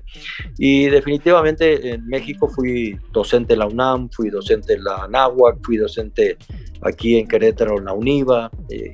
Me fascina transmitir a los jóvenes. Se le da natural. Y entonces todo eso que fue ayudando mucho, realmente lo aplicábamos mucho en todo, ¿no? Y cuando veo el primer golpe, la patada realmente, yo le digo siempre a los alumnos, usen su primera reacción también a los alumnos de arbitraje, porque el cerebro es una computadora que obviamente el CPU está acá adentro, pero recibe información de afuera para poder tomar resoluciones, ¿no? Es como apretar una tecla y decir, aquí te va la información, aprieta la tecla y ve cuál es la respuesta. Entonces el cerebro me dijo roja, automática, ¿no? Ni la pensé, es una respuesta automática que uno tiene en base al conocimiento de la ley.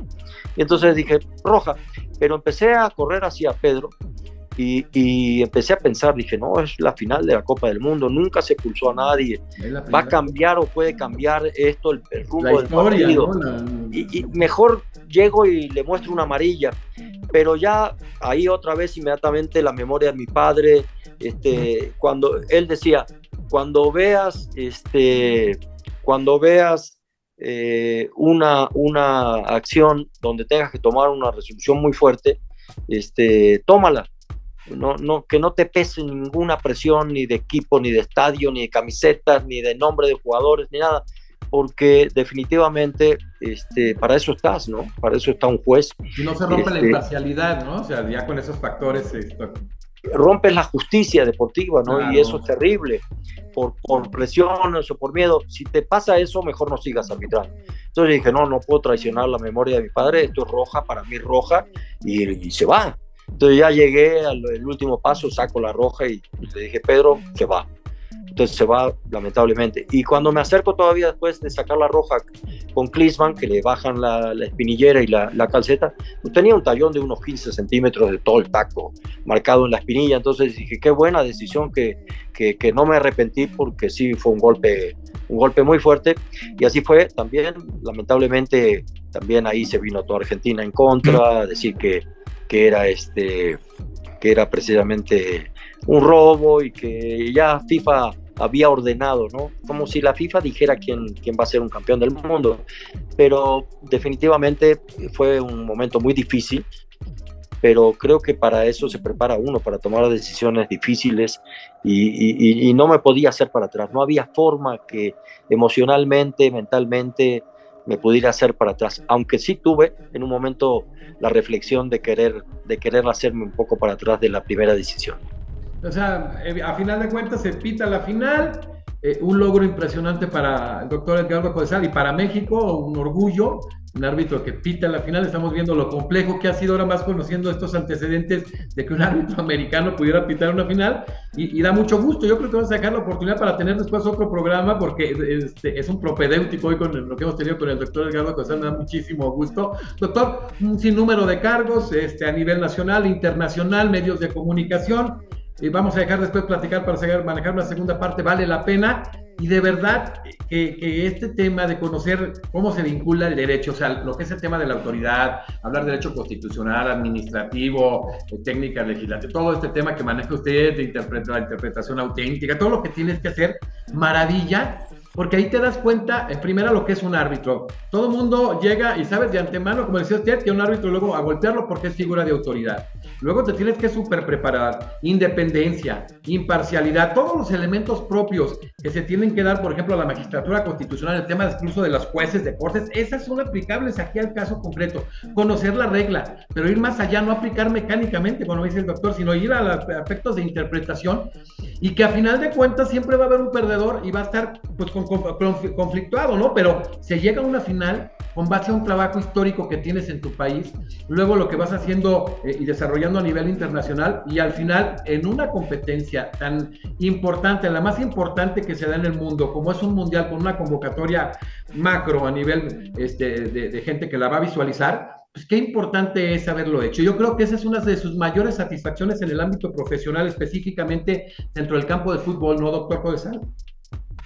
Sí, por supuesto, licenciado, es una emoción impresionante cuando uno la vive, es un recuerdo gratísimo para toda mi vida, para siempre, y definitivamente es un logro personal que me había fijado, porque precisamente como mi padre llegó hasta esas instancias, yo tenía mucho temor de fracasar al hacer el arbitraje y no poder llegar a esas instancias, ¿no? Era complejo, era un reto muy difícil para mí y luché mucho y en algunos momentos hasta tuve la intención de tirar la toalla porque dije no va a ser para mí esto y nunca voy a llegar a esa meta y a lo mejor estoy deshonrando la memoria de mi padre y en algún momento hasta iba a claudicar. Sin embargo, precisamente un gran amigo argentino, precisamente árbitro argentino, me dijo, no, esto eran los Juegos Olímpicos previo al 90, en el 88 en Seúl. No me fue como yo quería. Apenas pité un partido, no llegué a instancias definitorias, me sentía yo muy triste y estaba fracasando. Y él vino a mi habitación porque me había visto en la cena muy, muy triste y vino conmigo y me dice, ¿qué pasó? No, le dije, mira, Carlos, yo creo que ya no, ya estoy deshonrando el apellido y no puedo seguir en esto. Me dijo, no, estás equivocado. Lo que tú estás equivocado en el enfoque de cómo estás queriendo llegar a metas tan importantes. Despreocúpate, olvídate de los logros que tuvo tu padre, sé tú mismo dentro de la cancha. Y me cambió la vida, me cambió el enfoque, yo le agradezco siempre a Juan Carlos Lustó, un extraordinario árbitro argentino, extraordinario, que estuvo conmigo de compañero en el 90, que nos dimos un gran abrazo cuando llegamos los dos al hotel el primer día, nos dimos un tremendo abrazo, y él no pudo ser árbitro de la final porque tenía todo para hacerlo. Él arbitró una Holanda-Argentina de manera extraordinaria, una Holanda-Alemania, de manera extraordinaria también en octavos de final, un partidazo que hizo y tenía todo, pero como Argentina llegó, pues ya no pudo ser él el árbitro de la final, pero fue él el que me incitó a seguir luchando por el sueño y se lo agradecí enormemente y se lo agradezco siempre en conferencias posteriores. Tuve la fortuna de estar en la Copa América Estados Unidos como miembro de CONCACAF y estaba el hijo de él como árbitro en esa Copa América donde ganó Chile precisamente y realmente conté la anécdota en el curso y bueno, el hijo lloraba profundamente, le habló al padre, el padre me habló por teléfono, me agradeció, dice, emocionaste muchísimo a mi hijo. Dije, no, porque es una gran verdad, Juan Carlos, fuiste tú el que me hizo seguir y gracias a ti puedo decir hoy que llegué hasta donde llegué, ¿no? Entonces son anécdotas de vida impresionantes que van quedando en el camino, que se atesoran con mucho cariño en el corazón, ¿no? Fíjese, doctor, equiparable al derecho ahorita que lo veo, tiene, aparte que es un gran médico, yo tendría trazas para ser un excelente abogado. Yo lo he vivido con abogados, por ejemplo, la prosapia de su padre, un gran abogado, igual que usted, con un gran árbitro, Juan Velázquez, con don Víctor Velázquez, el abogado penalista maravilloso, que es uno de mis mejores amigos, Juanito, te quiero mucho. Ignacio Burguayano, hijo de Ignacio Burgorihuela, y Raúl Carrancay Rivas con Raúl Carrancay Trujillo, grandes juristas, hijos, y a veces se siente la carga y hasta que te detengas que desprender, que cuesta trabajo. Pero luego que ves que son grandes juristas, en el caso de usted, un super árbitro que llega a una final, pitar una final, con todos esos antecedentes, con algunos hasta prejuicios o predeterminaciones, la verdad, mentales, no de otra naturaleza, pues qué orgullo, o sea, la verdad que desde el cielo viéndolo su padre, usted, yo por eso volteé al cielo y decir, hijo, velos, ¿dónde estás? Donde yo soñé que estuviera alguien y está mi hijo ahí. No, es una enorme satisfacción. Él fue mi gran maestro, no solo en el arbitraje, sino en la vida, porque era una persona maravillosa, gracias a Dios me tocó como padre y me dejó enseñanzas de vida, no solo en el arbitraje, me dejó enseñanzas, lo vi hacer cosas impresionantes ya cuando dejó el arbitraje y anécdotas que que no quiero contar públicamente porque son muy difíciles. Viví cosas extraordinarias, sobre todo de rectitud en el procedimiento, y eso me marcó como ser humano a no aceptar absolutamente nada que no fuera la verdad de las cosas, la verdad de la justicia. Convicciones. Y me enseñó como hombre, me enseñó pues, todo lo que soy, ¿no? Entonces lo único que he tratado fue transmitirlo igual a mis hijos, que también vivieron conmigo algunas experiencias también muy fuertes y que son enseñanzas de vida que uno tiene creo que la obligación de transmitir. Y siempre me decía, el día que renuncié a CONCACAF, ya que era mi sueño más grande, fue seguir los pasos de mi padre, no solo en la cancha, sino fuera de la cancha, en jurisprudencia arbitral, en hacer leyes para el fútbol. Tengo la fortuna que no se publica porque ahí no se ponen los autores de la modificación de la ley, pero la ley de los 6 segundos del portero es una autoría personal para sustituir lo que fue la ley de los 4 pasos, que después empezó a desvirtuar también, ¿no? Y que al final se haciendo mucho tiempo por parte del portero. Entonces yo hice la propuesta en FIFA y se logró el cambio. Fue la única que pude lograr, pero presenté como 5 o 6 mociones de cambios de reglas de juego y logré una, pero mi padre logró algunas también muy importantes. Los cambios, por ejemplo, que empezaron también en el año 70, que hasta el año 70 no había cambios en el fútbol. Entonces su padre hizo la propuesta, doctor. Hicieron la propuesta junto con Ken Aston, digo que trabajaban mancomunadamente los dos para hacer propuestas de cambios de regla de juego. Entonces, cosas muy, muy importantes de vida, pero también en el camino, como todo, hay cosas buenas, regulares y muy feas, ¿no? Muy malas, que las viví junto con él, las viví después. Importantes y muy buenas que paralelamente te traen cosas muy negativas, increíble. Así es, porque la vida tiene todos los matices, ¿no? Tiene todos los claroscuros y hay que aprender a vivirlas y transitar por ese camino que es inevitable muchas veces. Lo viví al lado de él, lo viví personalmente y definitivamente hay cosas que me decían, escribe un libro. Digo, sería malo escribir porque ¿qué quisiera contar? Tendría que contar todo, a veces lo bueno y a veces lo malo y no quiero contar lo malo.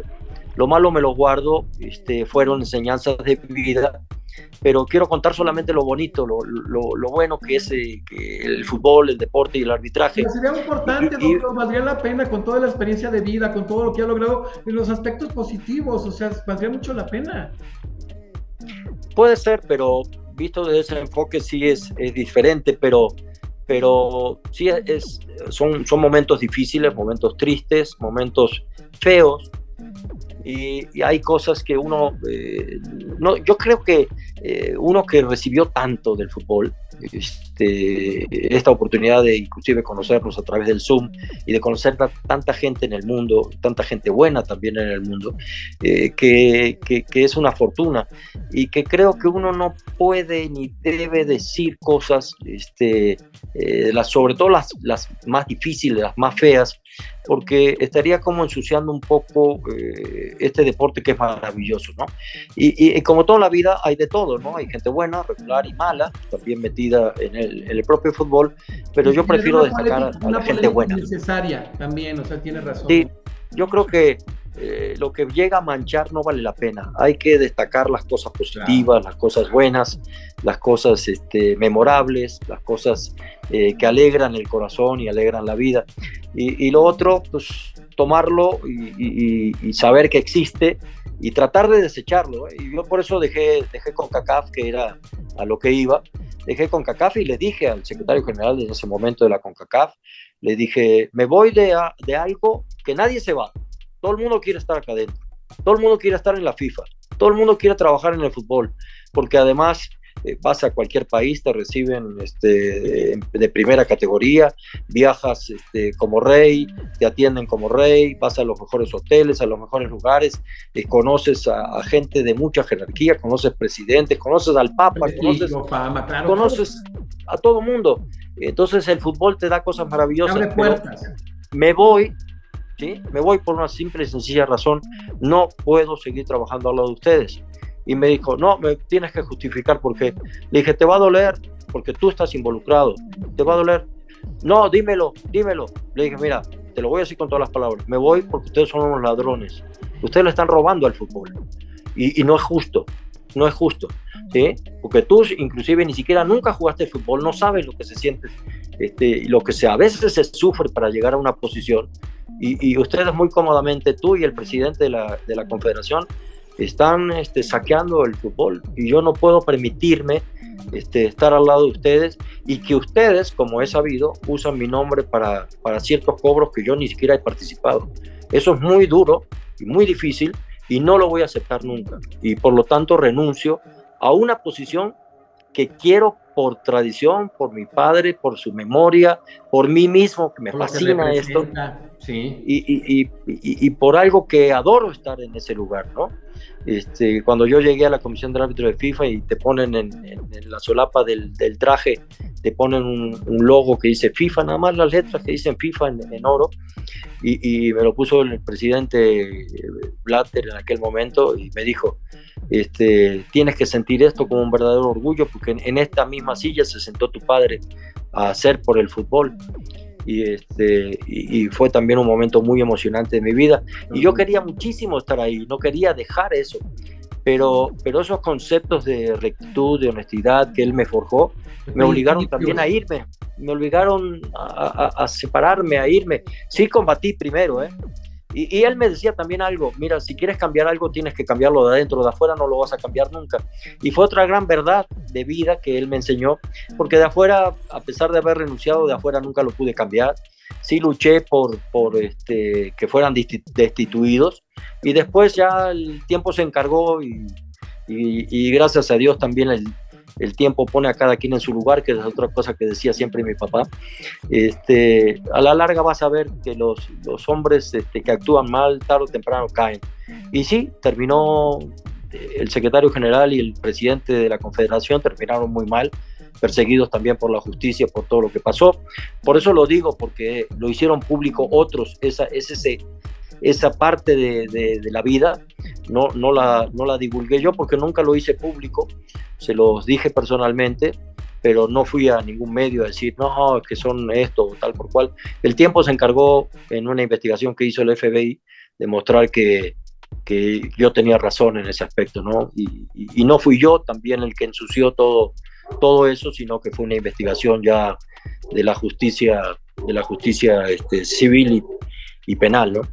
Qué bueno que sea una persona de principios, respetar y seguir integralmente tus convicciones, admirable. Vamos a dejar para otra parte, nomás quiero hacer una última pregunta en la segunda parte. Doctor, ¿cómo podemos calificar en general el arbitraje en este Mundial de Qatar? Incluso la final, que a lo mejor para unos fue de polémica y hay muchos factores a veces muy subjetivos que aplican para un lado para el otro. ¿Cómo la calificaría usted con toda su pericia, con toda su experiencia mundialista? Bueno, cada Copa del Mundo deja muchas enseñanzas y obviamente para los que son directores técnicos aprenden de los sistemas que llevaron al éxito a uno u a otro, aprenden los jugadores y aprenden los árbitros y todo es novedades que aparecen cada 4 años.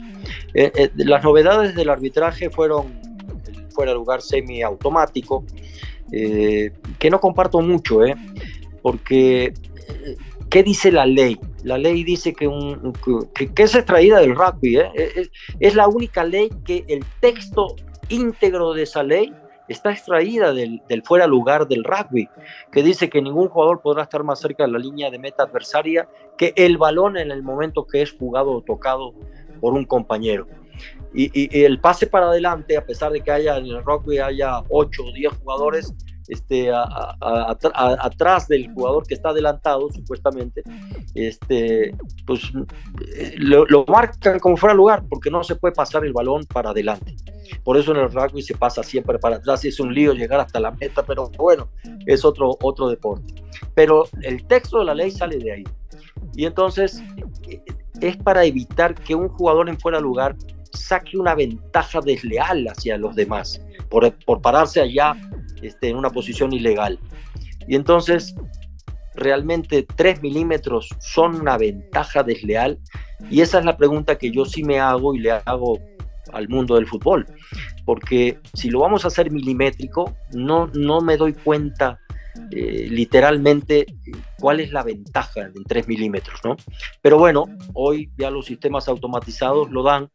No lo comparto tanto, porque además, por ejemplo, a Argentina le quitaron contra Arabia 3 goles, Sí. y 2 de ellos, inclusive con el sistema automatizado, me dejan grandes dudas si había 1 milímetro o no había 1 milímetro de ventaja.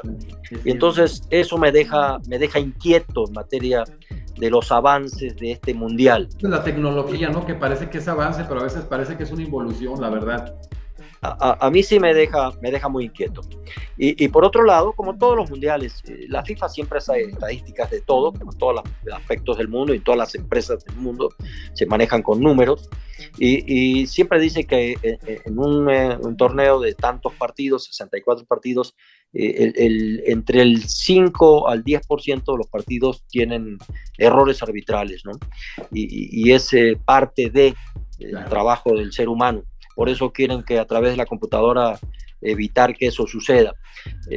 Pero, sin embargo, creo que es parte de la esencia humana el también acertar y equivocarse, ¿no? Claro. El que triunfa es el que más acierta, pero de todas formas es inherente al ser humano equivocarse. Si lo vamos a querer hacer con máquinas, vamos a deshumanizar el Ahora vamos a tener futbolistas robot para que no fallen los penales, doctor. Exactamente, entonces el error es inherente al ser humano. Se equivoca el jugador en un penal decisivo, como le pasó a Francia o le pasó a España. Se equivoca el técnico al hacer mal un cambio o al escoger a un jugador. Se equivoca el árbitro. Los federativos, o sea, todo. Sí. Lo que pasa es que sí hay que entender que desde el punto de vista de la justicia, un error de un juez sí es grave, porque está cometiendo una injusticia. El más claro fue aquella mano de Thierry Henry previo a la calificación a Sudáfrica 2010, que califica a Francia y deja fuera a Irlanda.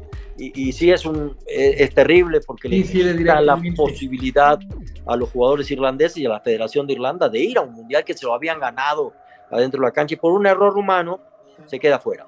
Pero bueno, eso ya es antecedente, anécdota, que es lo que hace o deriva en que empiece a usarse el VAR, que lo que busca es perfeccionar la justicia deportiva. Yo comparto, porque fui uno de los primeros que en el 2002 a toda la FIFA le dije: señores, el sistema de juego superó el sistema de control, considerando el sistema de control al arbitraje, y el árbitro ya no puede ver todo dentro de la cancha. Entonces necesitamos que la tecnología lo ayude, porque vemos en la televisión grandes errores, pero el árbitro en la cancha no lo ve. Entonces necesitamos ayuda. Y en ese momento Blatter se enojó mucho y no le gustó, pero le dije: bueno, es mi última actuación, yo ya me voy de la FIFA por todo lo que ustedes ya saben, pero definitivamente me voy dejando por lo menos lo que siento. Al árbitro hay que ayudarlo un poco más. Y posteriormente vino el VAR.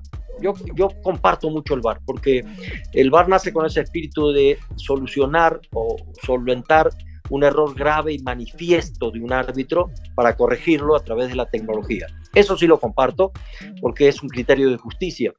Y obviamente el problema del VAR, cuando empezó a surgir, fue que, como toda novedad, se hace demasiado uso, se hace un abuso, ya, que es el sobreuso, es un abuso del VAR, y querían que el VAR ya arbitrara todo. No es por ahí.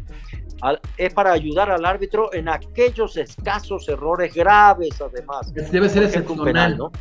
¿Qué pasó en la final? En la final hubo jugadas de mucha polémica, pero el protocolo del VAR dice eso, y creo que la FIFA al final lo está queriendo corregir. Lo que dice es: el VAR será usado frente a un error claro, obvio y manifiesto del árbitro, en jugadas claves, expulsión, penal, dentro o fuera del área o fuera del lugar, o sea, jugadas de posición que pueden derivar en un gol, o en una tarjeta roja, una jugada para tarjeta roja. Y en el último caso, que son 4 nada más usos del VAR, es para si hay un error de interpretación del árbitro, en si fue el que cometió la falta el número 6 y no el 8, y el árbitro estaba expulsando al 8, lo cual es injusto. Pero bueno, es para corregir una injusticia, no para hacer un sobreuso o un abuso del VAR, y creo que esa tendencia la FIFA la quiso mostrar en los últimos juegos. Y en el caso del primer penal, que es el más discutido, se puede decir si hubo o no falta, pero que sí hubo algo en la acción, y entonces el VAR dijo, pues no es tan obvio y manifiesto el error, sino que es una interpretación del árbitro, dejémoslo así. Y creo que en ese aspecto estuvo lo correcto. Podemos decir que sí fue o podemos decir que no fue, como en el caso de mi penal, que decide también una Copa del Mundo. Hay el 50%, y lo he visto ya estadísticamente hablando, 50% dijo que sí era penal, 50% dice que no era penal, pero es una cuestión de interpretación, no es un error manifiesto. Y para eso usted es un experto como usted, porque luego lo hacemos un proceso democrático, y en América Latina siempre son muy buenos. Eso nos suele suceder a los latinos, ¿no? Que además somos afectos a discutirlo todo. Pero bueno, yo soy partidario de las discusiones, porque los debates nos enriquecen, ¿no? A todos, claro, aunque haya diferencias de opiniones. Pero bueno, juzgando ya globalmente, me dio muchísimo gusto que César, una persona íntegra, que lo conozco desde que tiene 15 años, él vino a la delegación Cuernavaca cuando yo era presidente de la comisión a querer ser árbitro profesional con 15 años, dejó familia, dejó todo en Sinaloa para venirse a radicar a Cuernavaca, para estar cerca del DF y poder interactuar con todos nosotros para querer ser árbitro profesional. Y lo conozco, es un muchacho íntegro, 100%. Eso para mí es el primer valor que debe tener un ser humano árbitro, que es esa integridad. Y luego fue aprendiendo. Hoy lo vi un muchacho muy maduro, estuvo entre los candidatos seguramente a arbitrar la final, por eso le dan la semifinal. Y si él sigue, a lo mejor que va a ser aquí en CONCACAF, aunque la final vaya a ser en Estados Unidos, el próximo Mundial 26, yo creo que él tiene todas las herramientas para ser nuevamente un árbitro mexicano, el que esté en una final de Copa del Mundo. Llegaron a pitar a ser árbitros. Sí, yo creo que sí, César lo tiene todo, ojalá siga madurando, y la edad también lo va a ayudar, ya va a ser una persona 100% madura en esa época, en el 26, y va con la calidad arbitral que tiene de poder llegar a disputar esa final seriamente, y si es que no la arbitra, yo creo que tiene todo para hacerlo, así que es un orgullo ver a César, una persona que la conocí prácticamente de niño, 15 años todavía está en la niñez casi, aunque esté en la adolescencia, sí, claro. pero un muchacho que vale la pena, así que para mí fue un gran orgullo verlo llegar a esas instancias, ver llegar a una mexicana por primera vez en un torneo de hombres, que es un valor impresionante. La felicité mucho cuando la designaron para ir a Qatar, y la felicité cuando le dieron el partido a través de las redes, a través del WhatsApp y todas esas cosas que hay hoy. Estaba muy feliz de que se le felicitara. Tengo un gran recuerdo de Karen, porque es una muchacha que ha trabajado también enormemente para llegar a esas posiciones, y que está haciendo historia para el fútbol mexicano, porque fueron poquitas las mujeres que llegaron, y entre ellas una mexicana, así que creo que se sigue haciendo historia en el fútbol mexicano, aunque sea por lo menos, y perdón para los que están en la federación y para los futbolistas, por lo menos en el arbitraje. Para cuando sigamos golpeando el arbitraje, que estemos, que hicieron. Bueno, ha sido súper agradable, lo decimos en una segunda parte, como pasó con don Enrique Borja y algunas de las grandes figuras que siempre pasan aquí, y que ha sido una seguidilla sobre todo de experiencias de vida de gente exitosa que a mí me agrada mucho, para que las nuevas generaciones sobre todo buscar que el tejido social mejore.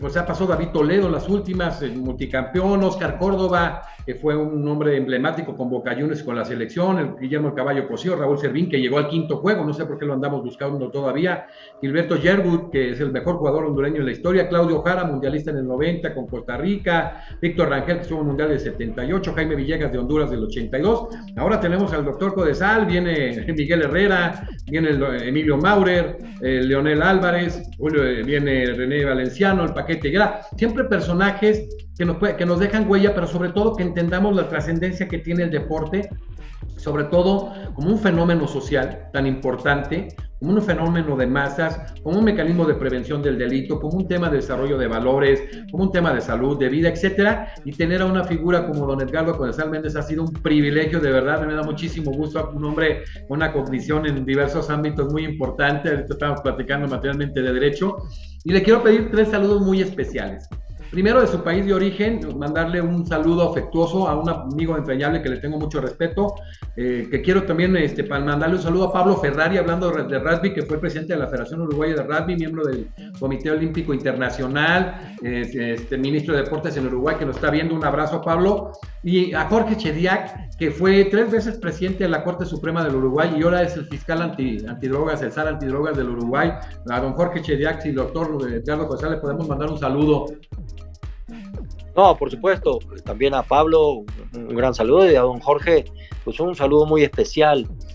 Tuve la fortuna a través de mi padre de conocer inclusive presidentes de la República, a don Julio María Sanguinetti, que tengo una anécdota muy, muy bonita, porque además compartían con mi padre el gusto por la hípica. Iban mucho al hipódromo, y mi padre era propietario de caballos pura sangre, que competían allá en el hipódromo, y ahí iba don Julio María, antes de ser presidente, iba mucho al hipódromo y compartía, porque además los dos hinchas de Peñarol en Uruguay, y me tocó la anécdota de ir como secretario general de la Federación Mexicana a la Copa América 95 en Uruguay. Y entonces estábamos en el Estadio Centenario, jugaba Uruguay contra México, en la fase de grupos. Y el primer gol, yo estaba sentado 2 filas atrás de don Julio María, que ya como presidente estaba viendo el partido, ¿no? Además muy futbolero. Y don Julio María, nos saludamos y todo, porque yo lo conocía de muchos años, y hace el gol México. Y yo grité el gol de México, la verdad.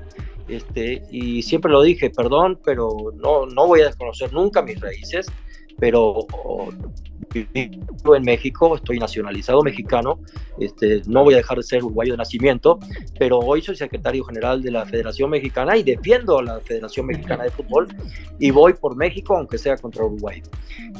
Ya cuando no jueguen Uruguay y México, iré con Uruguay siempre, ¿no?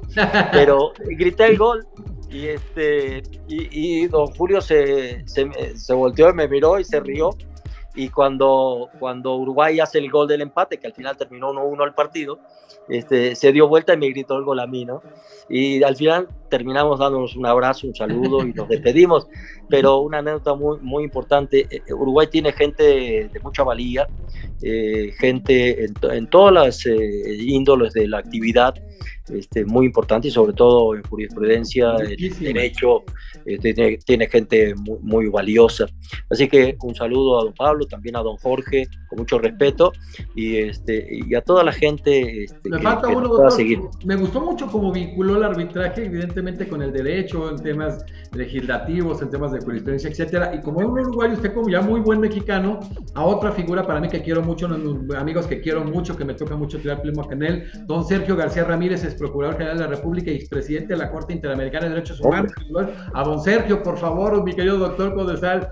No, don Sergio Ramírez, una persona que tuve el placer de ver de cerca, pero no de poderle estrechar su mano. Pues ya nos veremos. Me parece una persona excepcionalmente valiosa para el país. Mire, le voy a terminar y la segunda parte lo hacemos, porque si no podemos seguir toda la noche. Está maravilloso que no quisieron terminar. Cuando yo regreso ya como miembro de FIFA, regreso de una conferencia en Estados Unidos, ellos presentaron un proyecto que decía Estados Unidos campeón del mundo 2010.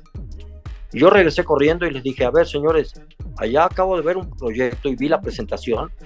Cuidado, porque si estos hombres logran, con todo el poderío que tienen, logran hacer este proyecto y llevarlo adelante, estamos perdidos, Tenemos que empezar a trabajar. Vamos a hacer un proyecto. Yo lo único que discrepo es la fecha.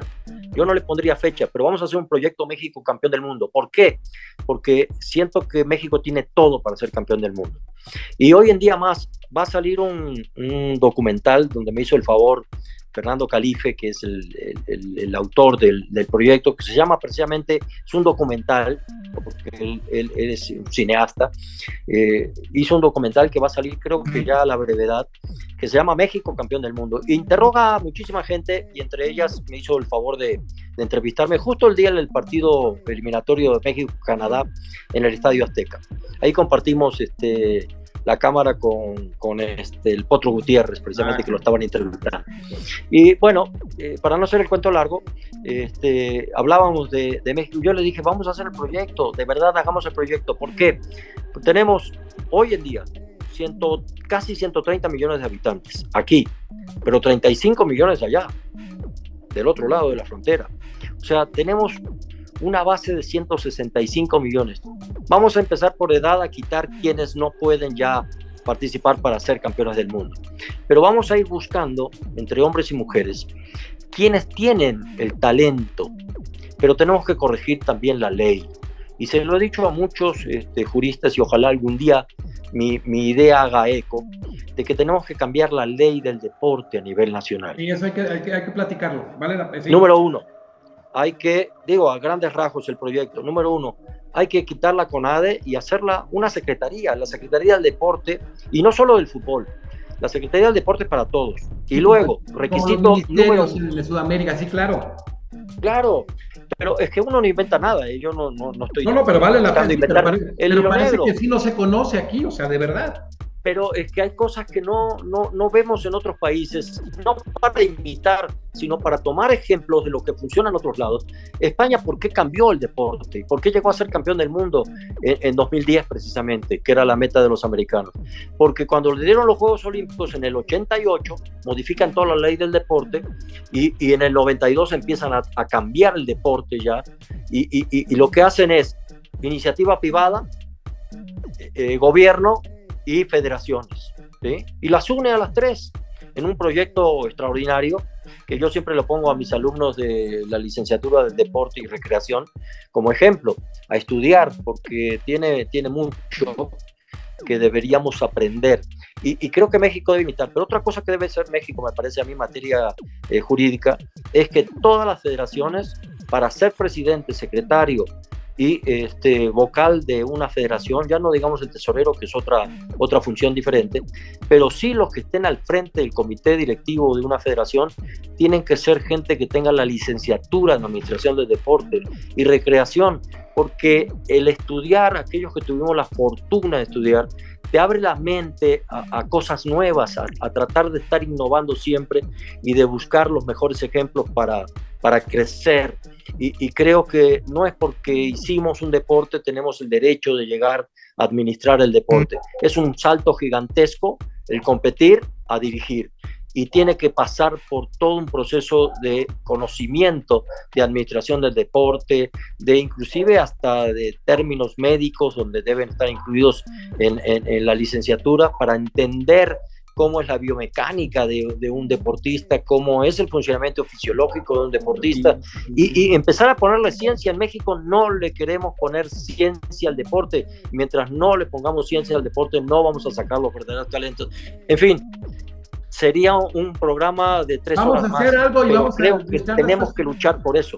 Ahorita que terminemos fuera de aire quiero platicar unos detalles en ese tema con usted porque me interesa y los he abordado que con usted lo voy a platicar. Y el último saludo de esta primera parte a la persona que más le debo en mi vida, le quiero que le mande un saludo, doctora. Usted habló de su padre, como a mi madre, María Guadalupe Macías Enríquez, que, o sea, ¿qué le puedo decir? Ahorita me temblé cuando usted habló de su papá y yo pedirle un saludo para mi madre, que es un súper ser de luz en mi vida y que lo poco que soy, el grueso se lo debo a ella, sin no olvidar a mi padre Jesús Naveja Reynoso, que está en el cielo y lo amo, pero para mi madre en especial, doctor, un saludo, por favor. No, para doña María Guadalupe Macías, un gran saludo y felicitarla por el hijo también que tiene, que estoy conociendo, pero me estoy identificando en muchos conceptos con él, y así que doña María Guadalupe le mando un abrazo muy grande, y además tiene usted precisamente esos nombres también que son un privilegio para México, ¿no? María Guadalupe, así que lo mejor y felicidades por la familia que se ve que ha podido constituir. Gracias. Pues bueno, ha sido un privilegio hoy tener precisamente en una primera parte, el doctor Edgardo Codesal Méndez. Yo estaré fuera del aire 2 minutos con él. Agradecerle que haya estado con nosotros, lo despedimos. Ha sido muy importante tener al único árbitro mexicano que ha estado como árbitro central en una Copa Mundial, en el caso de Italia 90, con una trayectoria como árbitro impresionante a nivel directivo, con una convicción y una, sobre todo, siempre una rectitud que lo ha caracterizado. Y hoy que empezamos a ver muchas tomas de decisiones qué complejas fueron, pero que siempre las convicciones, la intuición y en su momento análisis hasta discursivos, pero inmediatos, lo han llevado a ser el personaje que es muy respetado en México y en América y en el mundo en general, no tan solo en el arbitraje, en cualquier ámbito del quehacer humano. Nos vemos en las siguientes entrevistas. Viene don Emilio Maurer, también un hombre muy icónico en medios directivos. Viene Juanco Callazo, que fue el que metió el primer gol de Honduras en un mundial. Este muchacho Celaya, Héctor Celaya, que fue el que metió el primer gol de El Salvador, y vamos a seguir con personajes a nivel internacional que sobre todo van a dejar verdaderos ejemplos, son ejemplos de vida y van a dejar información bien interesante que nos puede facilitar las respuestas y los caminos. Pues hoy despedimos al doctor Edgardo Codesal Méndez. Muchísimas gracias, querido doctor, por estar en este programa, en la entrevista con Jesús Naveja. No, le agradezco mucho, don licenciado Jesús Navejas. Es un placer haberlo conocido a través de este medio y muchas gracias por esta entrevista que permite expresar muchos sentimientos humanos, ¿no? Que al final me parece lo más bonito.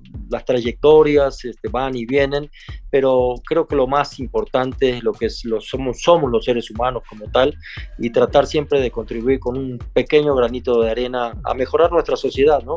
Usted hablaba del tejido social y creo que el deporte sí, y la misma FIFA lo ha dicho, ¿no? El fútbol tiene que ser un motor de desarrollo social porque es el deporte número 1 en el mundo y el más jugado en todo el mundo, y podemos construir mucho a través del fútbol, como usted ya mencionó, muchas de las aristas que tiene el deporte y el fútbol. Así que lo felicito, ojalá siga con su trabajo, y ha sido un gusto colaborar con usted en este programa, y más adelante seguiremos hablando. Vamos a seguir en otras cosas, independientemente del segundo programa. Los despedimos, sigo con el doctor Edgardo Codesal fuera del aire. Muchísimas gracias a todos.